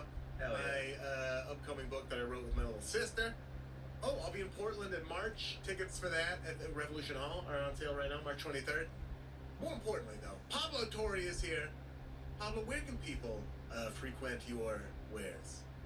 Pablo Torre Finds Out is a podcast on all the podcast places, whatever the fuck you like to listen to podcasts on. Also, it's a YouTube channel, Pablo Torre Finds Out. It's free. Just know that whenever you click subscribe, my daughter gets to go to college. So let that just fill your heart with incredible guilt. And please subscribe. Thank you. I'm going to do it right now. Let's all do it right now. Everybody listening to this podcast, We're all go gonna ahead and do take that some right time. Give the now. countdown. Take a second. It is. Send Violet to college. Yeah. Yep. I'm going to be applying pressure to. I've been getting a lot of heat for YouTube subscriptions, so that's something that's coming up in the future. Wait, what? A lot of recommendations that I should. But right be- now, it's not about you. No, it isn't. It's about subscribing No, it to Pablo isn't. Torre Finds Out. Hold on, I'm And about you've to done it. smash it All right. right here. Subscribe, baby. Yep, smash that. Yeah. I smashed it. I felt so Smash good. smash that subscribe button, everybody. Smash it. I'm doing it too. Pablo, while I subscribe to your YouTube channel, which everyone listening to this should be doing, what can we get from your fourth pick here? We've been talking and gesturing towards various pieces of merch, and it occurs to me that billionaires really love wearing inexpensive clothes. And it's weird. They love a hat without a logo. Oh yeah. Bill Gates apparently wears like a Casio watch, as if we don't know what's up with Bill fucking Gates. Yeah, come on. Come on, what are we doing? Mark Zuckerberg with your T-shirt? Yeah, I don't think you're me. Yeah, at that point it's I'm not like, you tricked me. at that point it's offensive that he's not wearing an expensive watch. It's like, fuck you, dude. We know. Our culture is not your costume, is what I Right. feel. Nice. Yeah, it's absurd, man. Like they all dress like when Marvel superheroes are off duty. You know what I mean? It's all that like random jacket, unaffiliated hat kind of thing. And some people it's the quiet luxury, like when Gwyneth Paltrow's wearing like $900,000 sweatpants or whatever. But like a lot of it's just like, come on, at least be interesting if you're gonna take up all of our resources. That no logo hat shit. I know I'm not like the pinnacle of fashion, but You are I the mean, pinnacle of fashion. It just came out. Come It was just on. announced. come on. The no logo hat shit. Get It's offensive. off me. Get off me. It's awful. Even if you have a stitched in logo the same color as the hat on the side, I'll give it to you. Nothing, Yeah, nice. nothing on it. I mean, I know a lot of guys who, but it's like, it's not the guys that billionaires are even cosplaying to dress. The guys that I know who have like flat bills with no logos on them. You know what I mean? It's it's they're not trying to be like those guys at all. Because those guys are all on probation. Like Steve Jobs at least like picked a uniform. At least that like he had a uniform and he stuck Turtleneck. with it and he wore that thing every day. And I think it was also like what's that designer's name? Issey Miyake. Miyake, I think was like his turtleneck or whatever. Like at least he was, you know what I mean? He was not pretending not to be like a billionaire visionary. Like the shit Zuckerberg wears, it's just like I don't.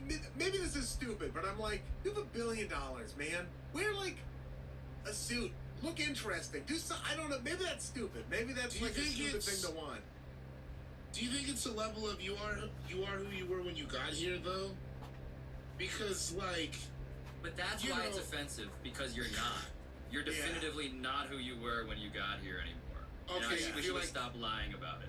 you feel like he's almost cosplaying as himself. There's ways to dress. There's ways to keep those like core values and still up it a little bit, like up your game a little bit. You can do that. You can buy like a nicer They make nice T-shirts. I'm not saying that you should.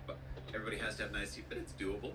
If it's Yeah. a Kith or something. I mean, they make stupidly priced T-shirts. Go buy a few.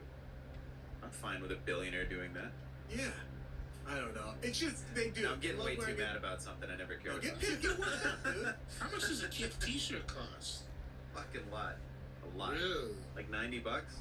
Get the. That's At not least. a lot. Dude, look at those Kith jackets. They're like $3,000.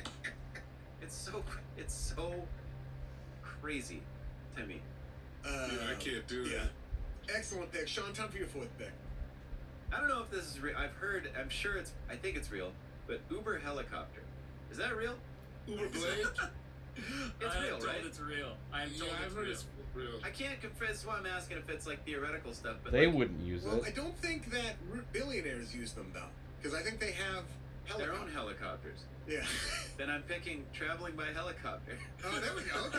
There we go. Your, Which is real. your Which unrich is real. brain cannot even contemplate this. I'm so stupid and poor that I thought they had to just use a helicopter sometimes, like I use a car sometimes. Helicopter travel. I don't know. I guess I'm taking this one out of billions, but it's right there. It's right there in the name. They do that shit, right? There's helicopter pads on all these big buildings. Like Fuck in LA yeah, and they stuff, do. right? Yeah. What's that Crazy. city? How did Kobe Isn't Bryant die? Sioux Yeah. Falls. You're gonna be there October 26th, man. Not Get even ready to see billionaires. Helicopter travel. I'm thinking about Sioux Falls. They're There's a flying city- people from heart attack to Flandreau to Sioux Falls every day in a helicopter.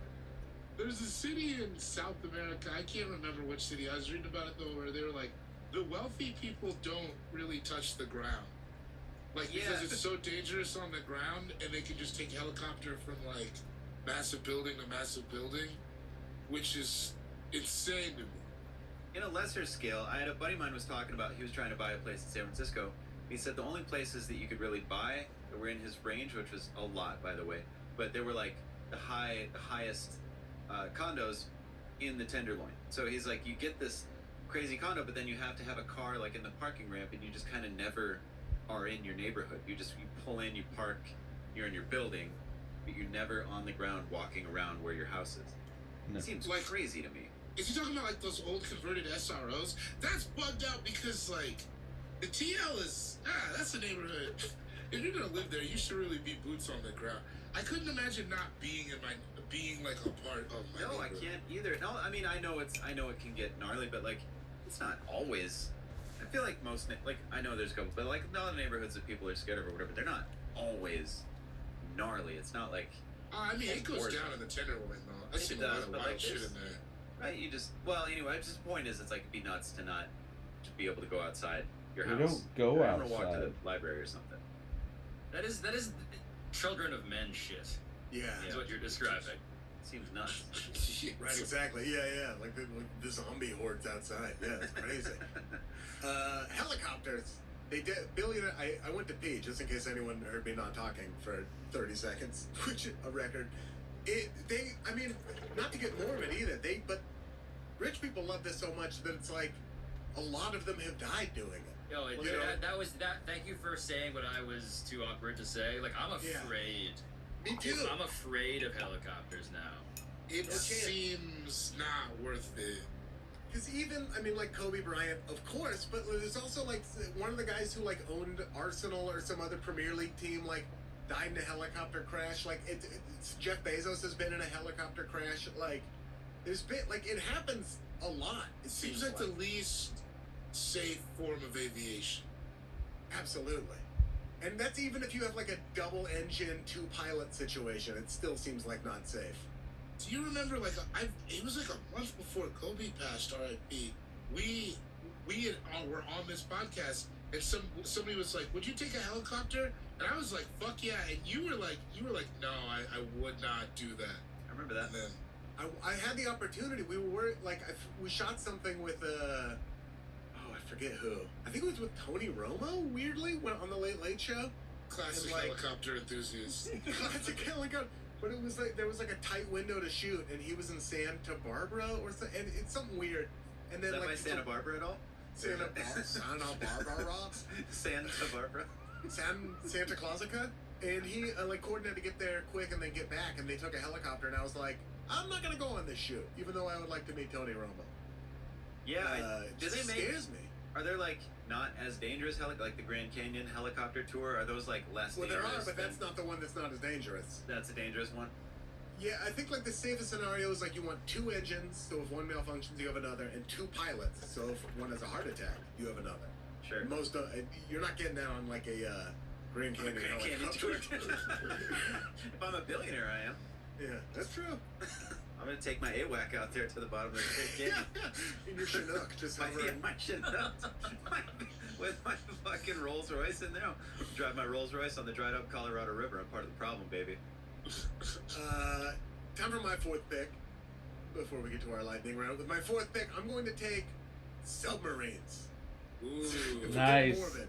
Well, it's not. It is though. It is that want, that interest to do these things. I would have it if you had the means. Like I would definitely want to go see the Titanic. Who wouldn't? Of course you want to. I Good. don't know that I would have. Really? Like you And I know wouldn't that want seems to? I don't. Realistically, you might not do it, but you don't want to.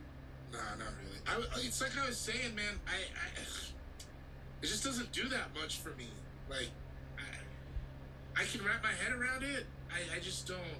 Going somewhere where you're not like you can't go would be the thing. It's I know we might talk about the guess- other one too, but it's like it's so interesting to think about.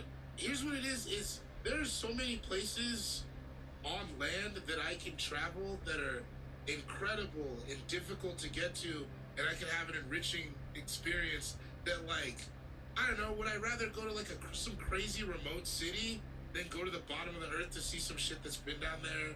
It's just like rusted out. When you say it like Always. that. Always. I would Is it, always like, rather dark? go somewhere Yeah. and interact with people and go There's see some good shit. restaurants on the Titanic. Right. I would like to see like a giant squid though.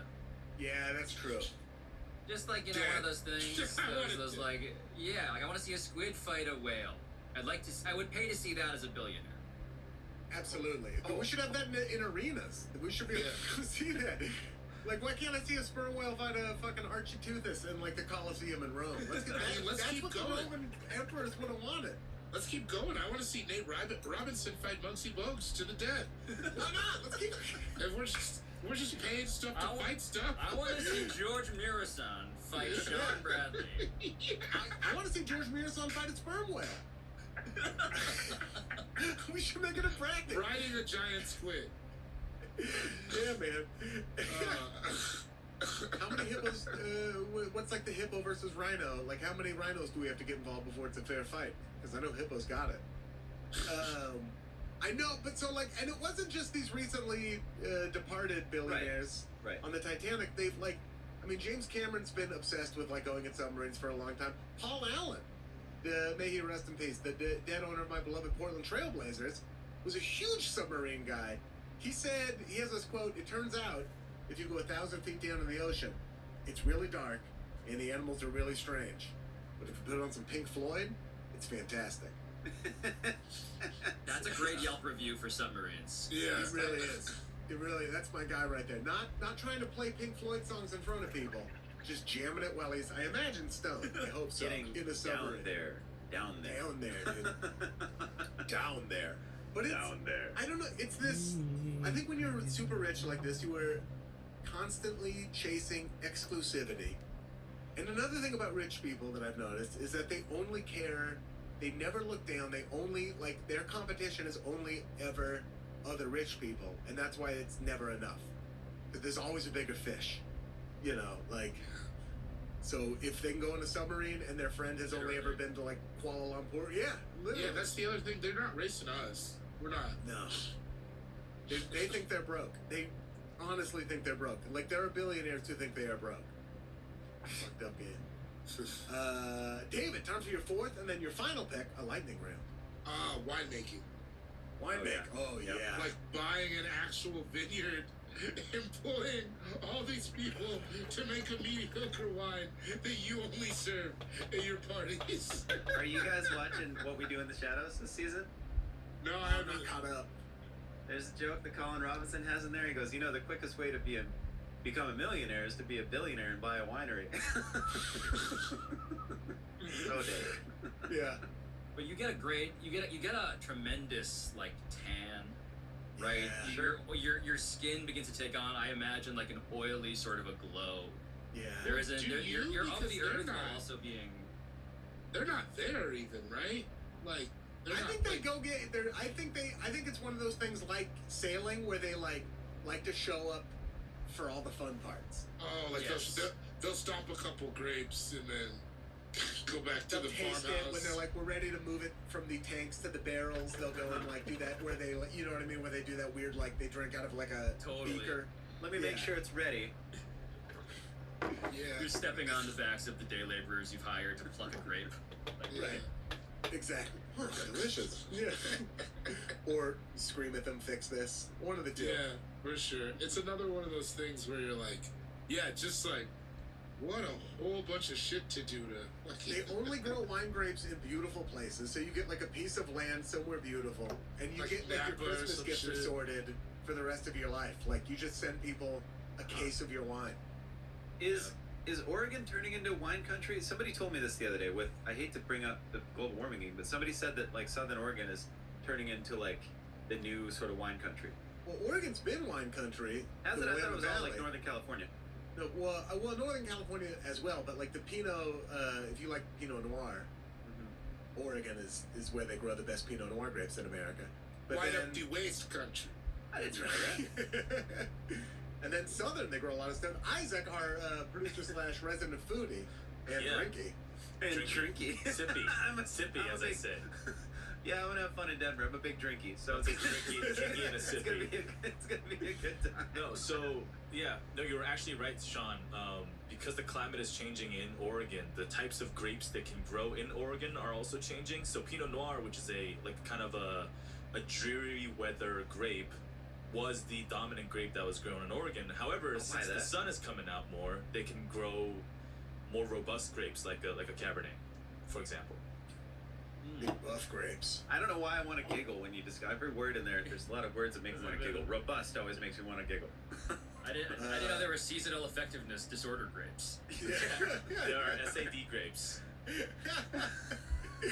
And David, your final time for the lightning round. Your final pick. Actually influencing politics. Yes, they do. They do love that. Like actually doing it. Like, for real. Time for my final pick. I mean, it's sitting there. I'll take it. Going to space. I got the ocean, Yeah. and I'm taking going to space. Yeah, definitely. I get it. I wouldn't. I would not. I wouldn't go myself, but I get it. Sean, your final pick. Sex fantasies that you thought were impossible. What? That was the one you didn't want to expand on? Yeah. You What know were it. yours? You know. That What yours is? crazy. I know what mine is. I don't know what yours is. What I is can't it? even. It involves I can't, George Mirasan as well, right? It's George Yeah. Mirasan, you No, and a giant it- squid. Every day of my life. Right now, currently. Fuck you. Yeah, well, what do you want me to Shut say? No, I just say if people do stuff, and it's easier with money. I'm just saying. Right. Okay, your final pick. I'm gonna go with holding the trophy when you win a championship before any of the players on the team. Oh, that's a good one. What a slap That's- in the face that is. You Oh. motherfucker. You wasn't with me Awful. shooting in the gym? And you just sit up there in the box. Ooh. They always take it. They always Always. take it first. They're always offered it. I'm always waiting for the guy to be like, no, fucking, LeBron Yeah. James did this, and no, it's never that. It's always, No. yep, me. Yeah, Me it's first. the guy whose dad was a slumlord. He gets to hold it before the person whose life will be shorter because. That's right. Yeah. Oh, That's crazy. That's so funny. What an excellent pick. What an excellent draft, Isaac. It is time for your producer pick. My producer pick is gonna be donating enough money to a university that they name a building after you. Yeah. Shit jams. Yeah. cocktails. Chase Jazz. Jab School of Law. Because of all the lawyers he's had to employ to defend him Yeah, against his shoddy furniture. Jake Jab's attorney at paw because of those white tigers. That's There we right. Allegedly. All that stuff we said about Jake Jabs, allegedly. Alleged. All of it. That's a all-encompassing blanket term. That again was the Isaac Lee producer pick, brought to you by Swordfish, What? the movie and the delicacy. Oh, are we trying to monetize the producer pick segment here? I'm trying it out right now. What do you think so far? That was the I get Isaac a Lee swordfish sponsor. Swordfish. If you want to eat fish, but you'd like it to feel a little bit more like a steak, get yourself a big old hunk of swordfish. Advertisers, if you wanna sponsor this segment, please hit Ian up. It'll be that electric. Yes. I will do it. It'll be that electric. If I can do that for swordfish, imagine what I can do for your brother. To recap the draft, David, you went first, and you took camel breeding and racing, big game hunting with no hunting skills, furniture, winemaking, and influencing politics, but for real. I went second, and I took the America's Cup, just sailing in general, horse investment, collecting celebrities, submarines, and going to space. Sean, you went third. You took insane memorabilia, One more. buying islands, quote, climbing Mount Everest, unquote, helicopter, and sex fantasies. No, it's true. You went last. You had the hot corner, and you took having a shitty band that you make perform with other very real bands, still being on Twitter, having a secret apocalypse bunker, inexpensive clothes, and holding the trophy when your team wins the championship. All amazing picks. We want to hear yours. Hit us up at AllFantasyPod on Twitter, AllFantasyPodcast at gmail.com. Make sure you listen to and also subscribe to Pablo Torre Finds Out everywhere podcasts are available, and also on YouTube right now. Shout out to everyone on the AFE Patreon. Thank you for holding us down, where you can get bonus episodes, mailbag episodes, auction drafts, exclusive merchandise, all of that wonderful stuff. Shout out to everyone on the AFE Shaslackity, the AFE subreddit. Shout out to super producer Isaac on the ones and twos. You can also find his very tasteful nudes on our Patreon. That's He's right. extremely. We had Ann Geddes come out, and it's the first time she's ever shot nudes. He's in a pea pod. It's Isaac In a vineyard. he's In a naked vineyard. in a vineyard in a pea pod. It is sexual. It's It not is- not sexual. It's not. I mean, I am holding multiple grape varietals and explaining them to you Yeah, in the shoot itself. He's So, dressed as a sunflower. it is erotic. It is erotic. Sensual also. Nipple-centric. It's very Yeah. nipple-centric. Absolutely, yes. It is the part of my body that I want to accentuate the most, Yeah, as we all know. and we're proud of them, and we want that on the Patreon, and we want it to be accessible, but it's not free. It's not free. Shout out to Frankie Ocean, shout out to Sid the Dude, shout out to Haji Beats, and more important than all that, tune in again next week to another brand new episode of All Fantasy Everything. Shaklackity.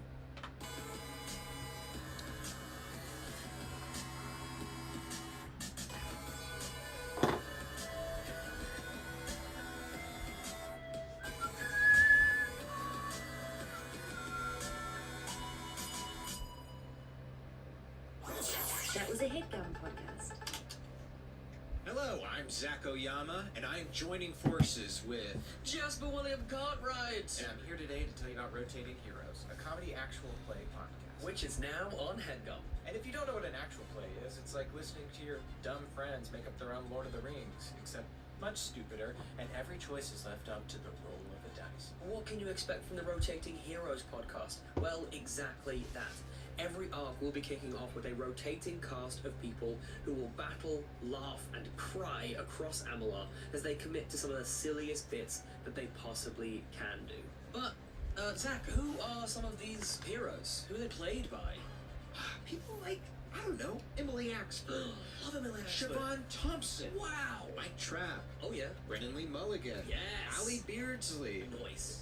And if you want even more rotating heroes in your life, you can get it by going over to patreon.com/rotating heroes, where you can get the art box, which is where we talk about all the things that have just happened in the most recent episode. That's patreon.com/rotating heroes. Subscribe to Rotating Heroes on Spotify, Apple Podcasts, Pocket Cast, or wherever you get your podcasts. So be on the lookout for new episodes. On what day? Friday? Friday. Wow.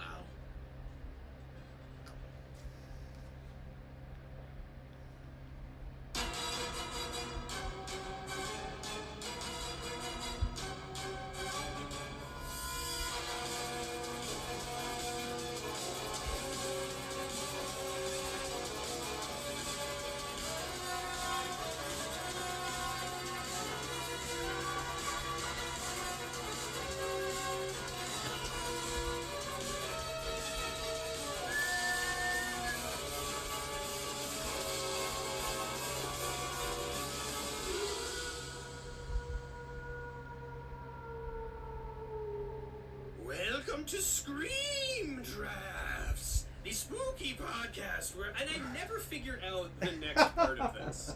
I got Scream Drafts, and then Where I haven't done the spooks and funny replacement word thing to spookify the Come rest of on. my pattern. But this Come is on. the podcast where experts and enthusiasts competitively collaborate in the creation of screen-centric best of lists. I am Draft Commissioner Clay Keller. Here with me, as always, my co-commissioner and color commentator, Mr. Ryan Marker. Let's hear it. Let's hear it. All right, how are we doing? Wow, We're doing great. We're doing That great, was one Ryan. of your weirdest Scream Drafts openings yet. I mean, literally you. it went into like I'm you just were being honest. you did it. You sounded like Grover for a second, and then you cut it off and just like went into your normal voice, and it was I pretty, should just do Grover. pretty remarkable. I should. Yeah, like, you know, I don't know why I'm committed to. It's kind of, I guess, it's lightly maybe like a Crypt Keeper voice. It's just, I don't know what the voice I do is necessarily at the opening, but I like your idea that I should just do non-horror related, like, random character voices. Like honestly, if you did it all in your Clint Eastwood voice, I think we all would just like. If I did it all in my Clint Eastwood voice, I would only be able to record for about 8 minutes, and then I'd have to tap out, and you would have to take over the show. We are back, Ryan.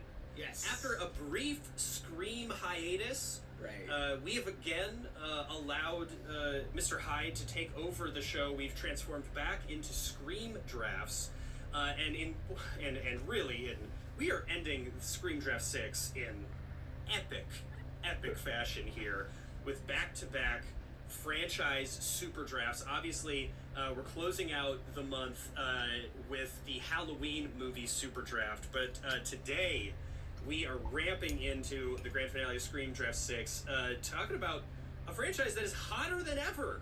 A 10th entry has brought this movie back into the popular consciousness, and people were talking about it. 2 of our GMs were talking about it on Twitter, and I swooped in and said, hold on. This can be content for my show, is what this needs to be.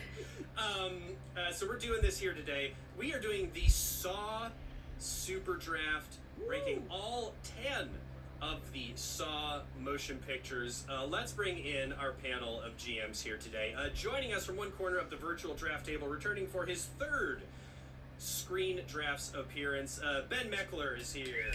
Hi, it's me and I'm here. Would you like to play a game? I think we really should have done Jigsaw voice, by the way, for the beginning. I'm like pretty disappointed. I really should have. I kind of thought Ryan was gonna. I was kind of saving that for trivia for Ryan to do when he does That makes sense. When I does the get the trivia rules, to do some Jigsaw voice. But that's kind of just like, it's kind of a low, and it's a little distorted.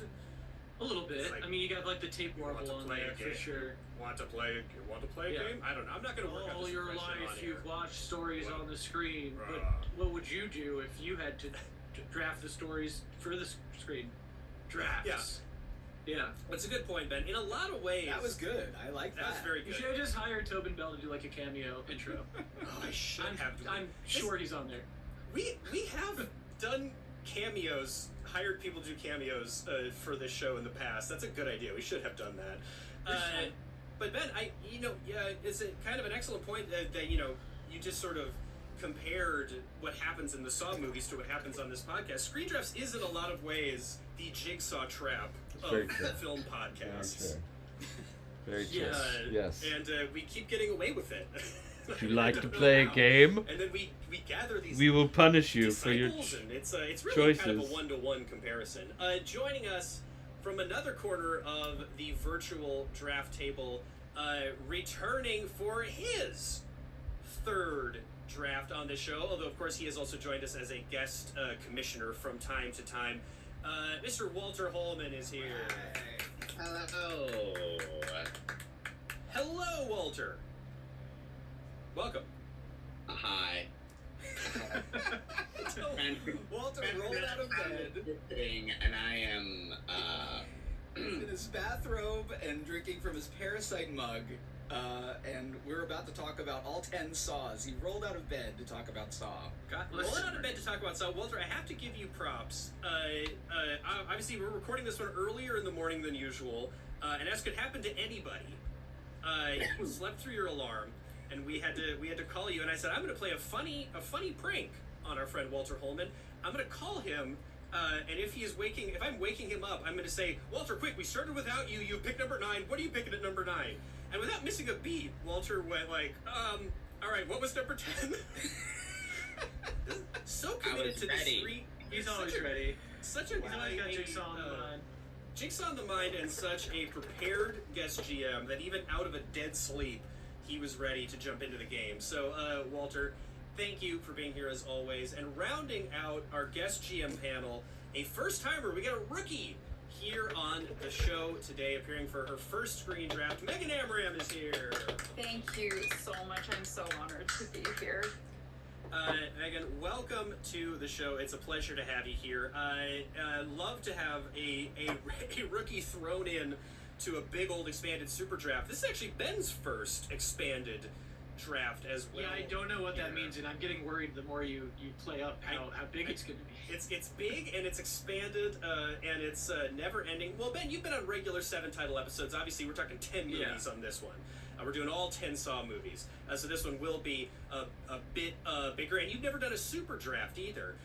No. And actually, Walter's never done a super draft either. So this is going to be exciting for everybody in all respects. But I think mostly exciting because you all really love these fucking movies. And I didn't really realize how much until we started talking before we got on. I mean, this is happening because I was on Twitter, and I saw Ben post something or respond to something. There was some tweet about Saw, and or Megan tweeted about Saw, and Ben replied something, said, or Megan, you said, I'll fight you.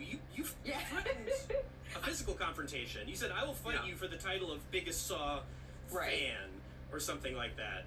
It was not unlike the rivalry between Amanda and Hoffman to be the most beloved Jigsaw disciple.